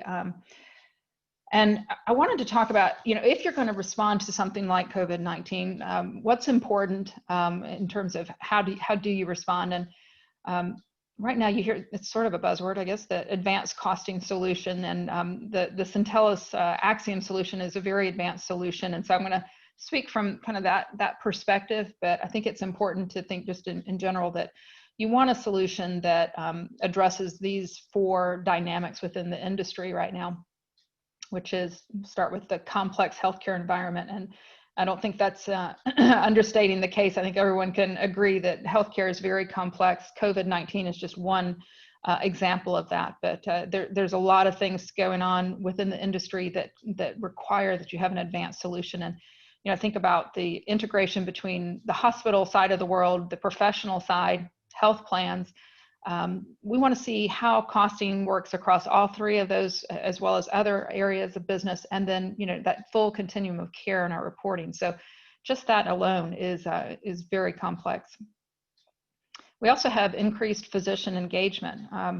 Probably again stating the obvious, I think at this point almost every hospital employs physicians and has a large medical staff that they're dealing with. And even if you don't, the need to incorporate physicians in your discussions, in your planning, to have their buy-in as well as their cooperation when it comes to controlling cost is really important. So this will kind of lead into some of our discussions further on in the presentation around transparency, because if you've got an orthopedic surgeon and you're telling him that you don't know exactly how the implant costs are calculated, but it's a allocation of some sort, it's not going to go very far. They really want to know transparency. They want to see the actual cost associated with that implant, and they know the cost. So I think this has been a really good thing, to be honest with you, the increased physician engagement for a variety of reasons. But the source systems, this is huge. And if you're a cost accountant, I don't know how many on the call are actually in that costing world, but data is just crazy now. We've got so much information, and the ability to tap into these very robust source systems with all your patient encounter data.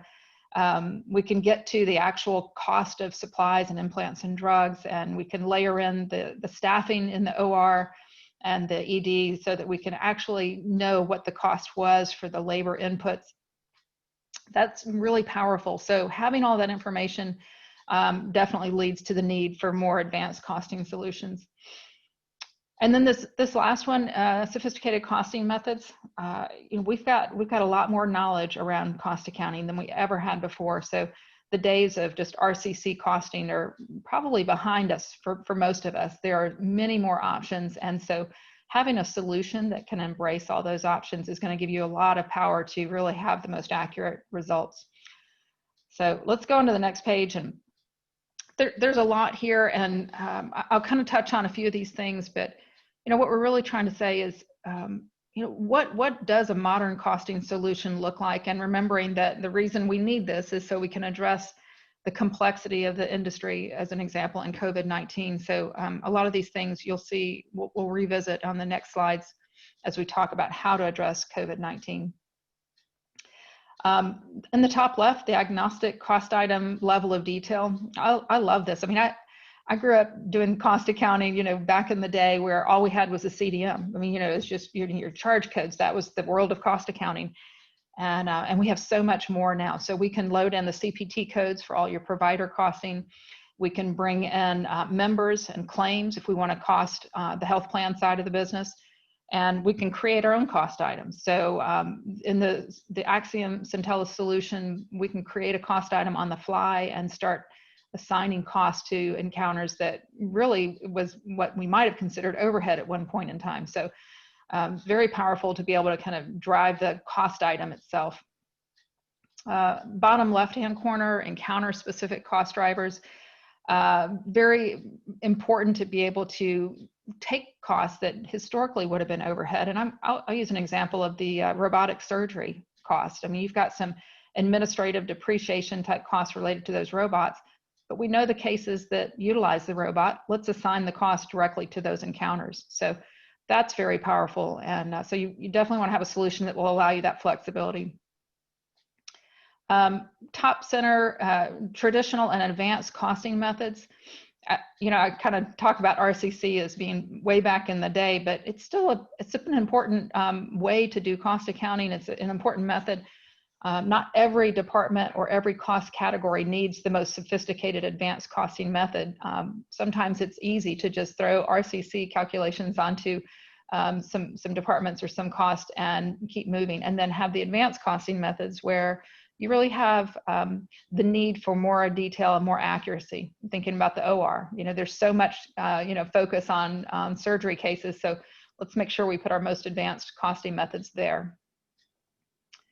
I mentioned earlier the integration with modern EMRs, so I'll just kind of reiterate that we've got all this data, let's use it. So it's not just for reporting. We want to make sure we leverage it for costing calculations as well.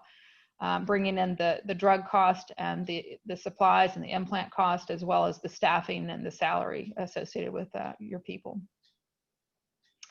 I think the last thing, table-driven cost methods, that's really kind of related to some of these others, in the sense that when you have all this rich data, we need to have a really organized way of storing it and tapping into it. So thinking about supply cost, and it really is a challenge. You get this file from the materials management department, and it's, not really what you need. We want to get it onto a table so that it matches up with the way we're billing and charging, so that we can then assign that cost very easily. So having the ability to store and then leverage the data is important within a costing solution. The bottom right, kind of saving the best for last, it's really, back in the day, it was like a black box. You didn't know what was going on. And I'm embarrassed sometimes to admit this, but I would recalculate it all in Excel, because it's just, you're a real cost accountant when you recalculate all the cost separately to make sure it's doing it right. But it was the only way to really convince myself that the things I thought it was doing were actually what was happening. And in a modern costing solution, you don't have to do that. You can see the costs, you can trace them easily, you can kind of validate that data to your end users, your stakeholders. So I think that's to me that's probably the most important thing on this page, is just making sure that the data is reliable and transparent. All right, next slide. So yeah, go ahead and build it out, Jay. On this slide, what I wanted to just reiterate and kind of emphasize was, we've got all this great source data on the left. So coming out of your Epic system, Cerner, Meditech, whatever, all your patient data. You've also got your financial data, your GL. And on the far right, the solution. And this presentation kind of focusing on Centellus and our Axiom solution and Performance Manager as well. That, what we're trying to do is get all that rich data, push it over into the costing solution, and do those calculations where we're saying, it's very basic math. I always like to make this as simple as I can, but it's your financial, it's your GL, it's your cost, right? So how much money did we spend last year divided by your volume? And ultimately, that's all we're trying to do, but it's how do we get there? How do we leverage as much information and as much knowledge as we have about the way that cost behaved, so that we can align volume and expense, so that it's a really accurate calculation. And then we can push that back out. We can push that onto the encounters and do this great reporting. So Jay's going to talk about reporting at the end, but that's really the goal. As much as we might enjoy doing cost accounting, our goal is to get you to analytics. How do you make decisions for your organization that you can rely on? So the three boxes across the bottom are really, to me, the most important points on this slide, which is having a game plan. So we want to address those high value areas first. I mentioned surgery. Maybe that you're an oncology organization, so you really want to focus in on those areas. But it's important to have a plan and not just simply be reacting to everything. And I don't think anyone expected, well, maybe there are a few people who kind of knew something was coming. We've seen some kind of preliminary viruses, and now then we get hit with this pandemic, and I don't think we fully planned for it. So I think now hopefully we all have a little bit more kind of a rear view mirror, so we can say, what about the next thing? And not knowing what it is, we want to be planning ahead. Assembling a cross-functional team is really important as well, because we don't live in a silo here. We aren't operating in a silo. We have to interact with accounting. We have to interact with materials management team. We have to interact with the revenue cycle team. So the more that you pull those folks in, and your clinical leaders, as you're doing this planning, and make sure that the needs they have for reporting will be addressed through the way you do your cost accounting configuration. And then the last piece here is around data. And I just can't emphasize enough how important the data is. Bringing in all this important data and auditing it, validating it, ensuring that you understand your data will help you to be a better cost accountant and a better user of the data at the end of the day. So data is king, really. So specific to COVID-19 costing, few things that I wanted to highlight. And it was funny because early on when Jay and I were talking with folks, and I'd say, well, where are you recording, the expenses for COVID? And they're like, I don't know. And it was interesting to me because if you don't know where it's recorded, it's going to be hard to handle it. But I also want you, this is sort of kind of hindsight, I guess, but I want you to be at the table when they're making the decision. So you may know now where it's recorded, but it would have been better to be at the table and say, well, have you thought about, how it's going to impact all of our reporting and our analytics? So I always suggest that you be at the table for those discussions around the general ledger. But understanding where the cost hit, whether it was a specific department, specific accounts, you might have some specific job codes that were created simply to house some of the COVID-19 staff that was brought on. And then where were the government payments recorded? So all of that's really important information in terms of how we're going to respond with our cost accounting configuration. The second box and the third one to a certain extent too really are about, where are we going? If we know where we want to get in terms of our reporting, it'll make it easier to make the right decisions, because the types of decisions we want to make are on, do we need a new cost category for this information? Is it direct or is it indirect? Is that, we're going to treat this all as overhead, or do we want to associate it with specific cases, these COVID cases? And can those cases really carry the full burden of all this additional cost? So knowing our goals, knowing where we're heading will help you to make those decisions. And then this last piece is really important because COVID, it was not just a one-time thing that happened for a day or a week. It's gone on for a long period of time. So there's some very unusual costing results. And the folks I was talking with last week, March, April, May, they can't use that data for anything other than just those months. So understanding how you're costing in terms of year-to-date versus periodic, and I've got a slide a little bit later on, we'll talk more about this, but really if you kind of can isolate and think about, okay, well, March and April were really off the charts, high expenses, no volume, that's not going to help us as we start modeling what the future looks like. So we want to isolate it. So having that conversation with, again, your key stakeholders will help you to know how exactly to modify your costing processing decisions. So 3 important considerations when you're creating that plan. And again, the plan is flexible and fluid. We'll continue talking about that over the course of probably the next year or 2. These next 3 slides are really getting into more details. So I want to start with overhead, which I kind of think is funny because nobody cares about overhead. Right? It's really the last thing that anyone worries about, especially in your profitability reports or even in the costing calculations. And again, kind of embarrassed at times when I think back on how much time I spent figuring out how to allocate overhead. And it just doesn't matter all that much at the end of the day. But now we're back in a situation where it's actually probably the biggest bucket of costs that you have as a result of COVID, because so much of the cost, again, was related to employee screening, administrative costs, staff education, housing, reconfiguring the hospital, social distancing, all the different things you had to do just to keep the doors open and keep everyone safe. So I think of this as overhead, and it is important.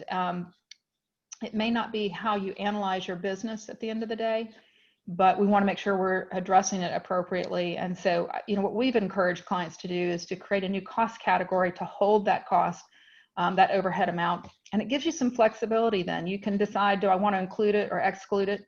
It's not buried in administrative overhead. It is its own cost category. So I encourage you to think about that as an option. And then you can allocate it along with other overhead amounts, rules. You can set up new rules. This is really what most of our clients did, with something along these lines, trying to ensure that they had it isolated and that they could be very flexible in their reporting at the end of the day. So that's overhead. The second cost, which typically would have been my first, but is really your direct cost. I mean, these are the COVID cases that came through the door. We had probably increased supplies related to PPE. We had drug cost. We had the ventilator cost, of course. The medical ICU days, depending on how severe the cases were. I just say keep it simple. In this case, let's make sure that, that we've got good categories to begin with, and that we understand where the costs are being recorded and that they're rolling up to the correct categories. But at the end of the day, your reporting is going to be based on the clinical definitions for COVID cases in your service line reporting, and that's where you're going to be able to capture and isolate that amount. So I don't think you have to do a whole lot around the actual cases. I know some of our clients had specific units set aside for COVID. So, that helps you to isolate. And in other cases, it would be blended in with your other ICU patients. So, but again, I think it's really more of a reporting question than it is cost accounting for the direct cost. All right, let's go on to I think the last slide of these three, which is really about the revenue. Sort of an unusual situation where we had increased cost and reduced volume, and then we had this revenue. A lot of you had the ability to collect some of the CARES Act payments. And so what do you do with that? And, from my perspective, we can report on this as a top line kind of revenue amount. But what most of the clients that I spoke with wanted to do and what we recommended was to offset it against the expenses. So you had that large overhead expense category. You can offset that with this revenue to have a net amount. I think the challenge with that is that you need to think about, is it recurring? How often will the payments, will you receive that? And the overhead will probably continue for a while. We've got increased costs that will continue. So there may be some kind of roller coaster with the cost and the offset. So something to think about there as you're planning and how you want that to kind of affect your reporting. All right, let's see. Well, let's go on to the next slide. And this, I think, is my last slide, so I'll spend a minute here because I talked about this earlier, but I just think this is really interesting, and it's one of the features I love the most about the Axiom solution is all the choices. And I know there's a lot on this slide, but historically, and maybe many of you have costed this way, which is year-to-date costing. So each month or each quarter when you cost, you're not only costing that period, but all the previous periods in the fiscal year. So you're constantly kind of smoothing it out. And there's a lot of benefit to that because you got costs that's a little bit more reliable. It's less fluctuations in your cost. But what happens is, first of all, you lose all your trending, right? So you don't get to see month by month the supply cost change, for instance. It's all averaged out. But if you have an accounting general ledger, where maybe accruals are not as smooth or timely as you want them to be, this can be a really nice way to ensure that that's not affecting your cost results and your analytics. But in a year like this one, gosh, that gives you a really interesting result because you've got March, April, and May kind of right in the middle of all of that. And so you can end up with a real distorted, year-to-date cost. So the two bottom rows speak a little bit to how some of our clients address this, and that's through periodic costing, quarterly, or you could do it monthly. And that is, each month is its own unique cost set. You have the ability to cost January and move on, and then you cost February, and then you cost March. So what they ended up doing, a couple of my clients that I was speaking with last week was, okay, well, we're going to cost March, April, and May, and isolate those. Those are the months where we saw the biggest kind of distortion of the cost calculation. And we don't want to influence future decision-making with that information. So what they did was costed that time period in isolation. They've got it. They can apply it to any of the encounters that occurred during that period. And then they've got a year-to-date calculation for, say May through the end of the year in December. So they'll have a nice average, year-to-date kind of costing for what is a more reasonable period of time. And I'm thinking specifically about a client out in the Pacific Northwest where they spiked early and then kind of came down, and now they're seeing much more kind of back to business as usual.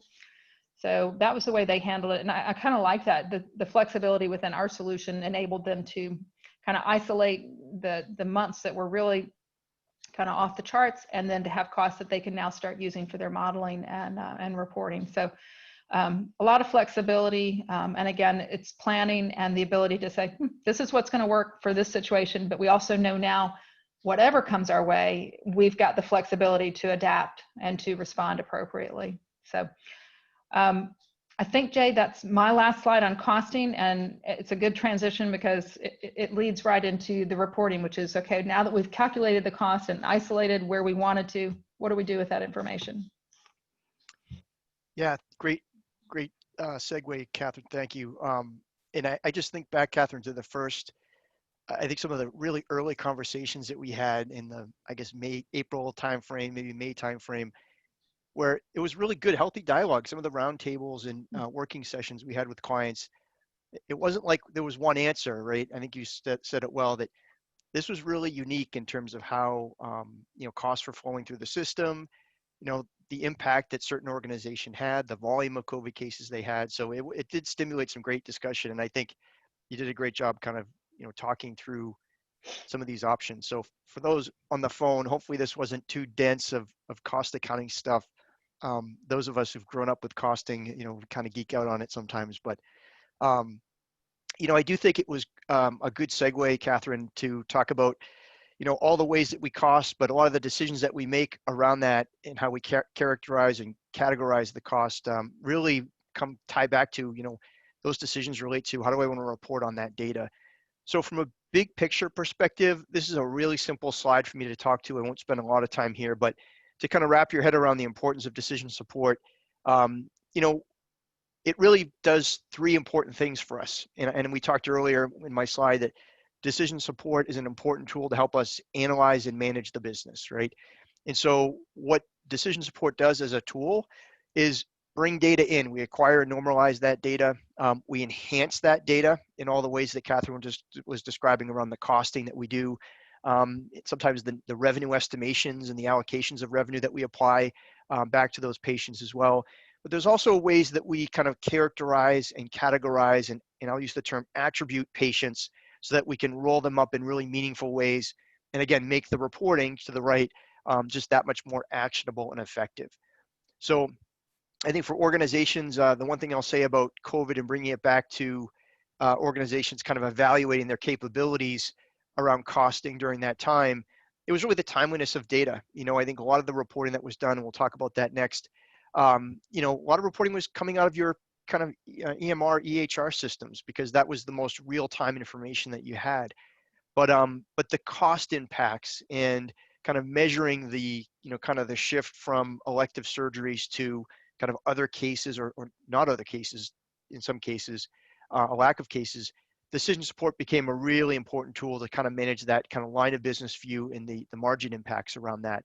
So bringing data in more timely, instead of loading data in quarterly, clients were starting to bring data in on a monthly basis, or rather a daily basis, just to make the information just that much more, actionable. So big picture, when we started to talk about reporting, we really started to think about reporting in three key areas. And I'm just going to spend a minute on each of these today before we wrap. But the first thing that decision support really provided to us was a set of tools that allowed us to evaluate financial profiles. And this feels like a little bit more of like revisionist history here as we go back, but understanding kind of what is a profile of a COVID case, what does that look like? I opened the discussion today talking about that. Decision support played an important role of being able to kind of look at different cohorts that might have the same, clinical characteristics, and understand kind of what their kind of length of stay had particularly been, the utilization profiles, and frankly, cost as well. We talked about the monitoring capabilities as well, and being able to kind of organize the data so we could start to see some trends in the cases that we're seeing and potentially the downstream care that those cases might need. So decision support played an important role in helping to understand that in many cases. Then we talked a little bit already about measuring lost revenues and the role that it played there too. So I don't have a lot of slides. Some of these are just conceptual, but just kind of reinforcing kind of the capabilities here. One of the things that we did and pivoted is, and I'll just make this comment here on the slide, maybe to start.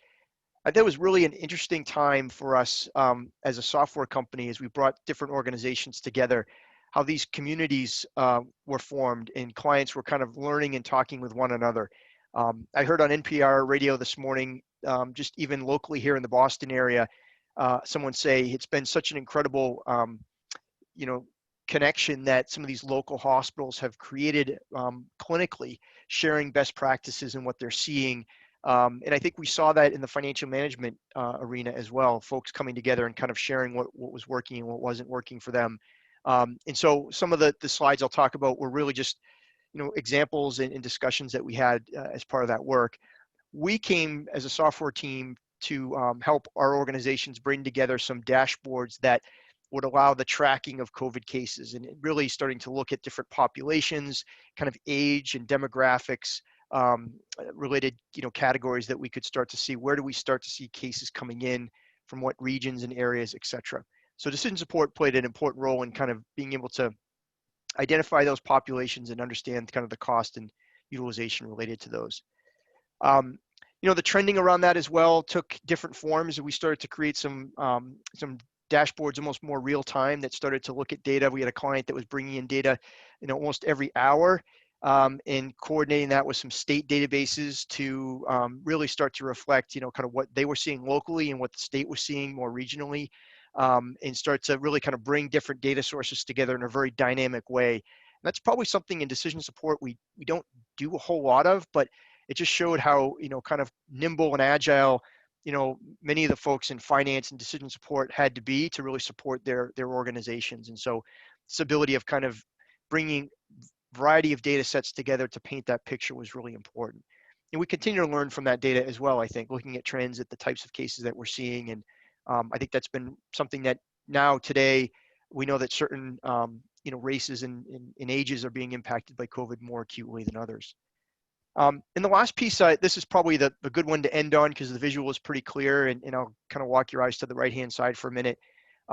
Maybe this is what you're kind of absolutely expecting to see on the slide, but just even the way that this top right diagram is highlighting just the impact of COVID from, looking at, the recovery, and are we back to normal? That's the question that organizations really want to understand, and that helps to seed a lot of the planning assumptions I was talking about earlier. Is what can we expect as we start to plan for kind of a new normal or a return to normal operations?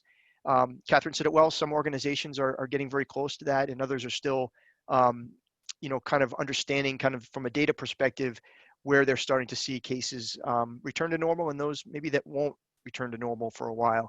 But this clearly shows our ability to track things like cost and volume and charges over different time horizons. And there's some flexibility here in shifting these windows in some of our tools that help paint that picture and look at the impacts in terms of just utilization, cost, and also profitability across these broader time horizons. So just so that very, very high level, just kind of overview of the importance of decision support and how it really is complementing some of the other financial planning capabilities that finance teams are working with and working through.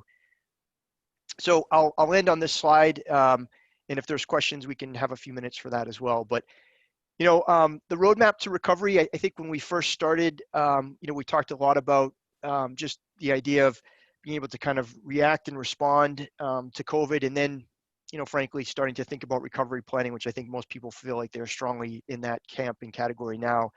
But the ability to really leverage data, costing analytics, and decision support analytics to kind of guide and inform planning decisions is really what is so important in the role of decision support. So I'll go back to some of the things that Catherine said. The integrated team approach to this is important. Bringing together the folks from the kind of core ERP side of the business, the accounting side of the business, with your decision support team, your costing team, and some of the other stakeholders that leverage reporting coming out of those systems to really talk through, what are the key reports that we're not seeing today that we really need to see, and being able to address that, and even going downstream to understand the costing implications. And really related to that, I think, is the middle box. I probably blurred the lines there a little bit, but bringing the right stakeholders in to be part of that conversation. And I think that's an area where, Catherine and I joked about being cost accountants for a long time. Costing was historically, you would jump into your bunker and you'd build a lot of things within the tool itself, and then data would pop out of the system and you disseminate it. And, I think organizations sometimes struggled to, buy into that data and really leverage it. And I think today, as we work with organizations, that kind of philosophy has changed a little bit. And I think that partnership and that collaboration being stronger really creates a just a richer data source that people buy into and are going to leverage and utilize. And that's really the goal, of course. And then the best part of this whole thing, and I love, this is Catherine's line and I love it, but the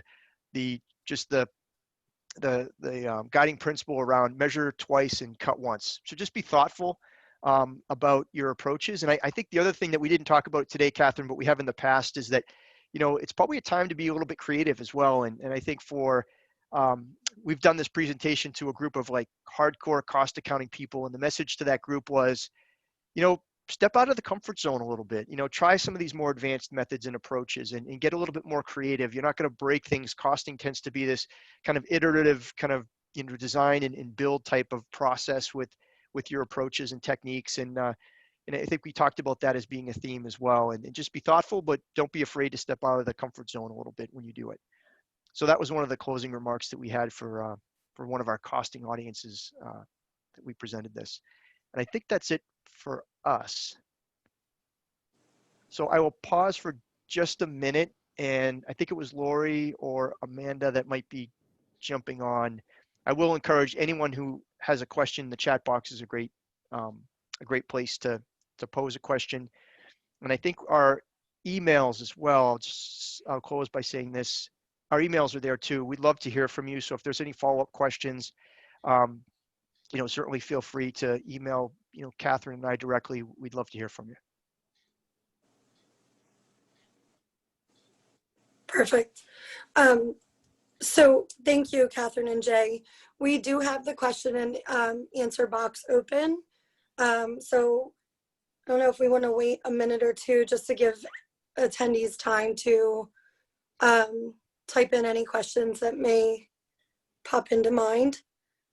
And while that's going, I think, Amanda, I'll just say a thanks to the group for spending some time with us today. We were delighted to present.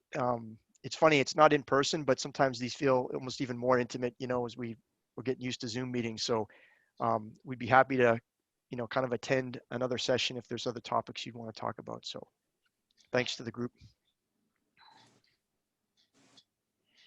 Yeah, I see that question. I think that was the intent, was that we were going to share the presentation with the group. So absolutely. Yep, for sure.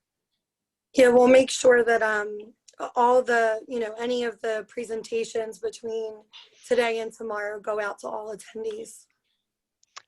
Well, great. Well, it looks like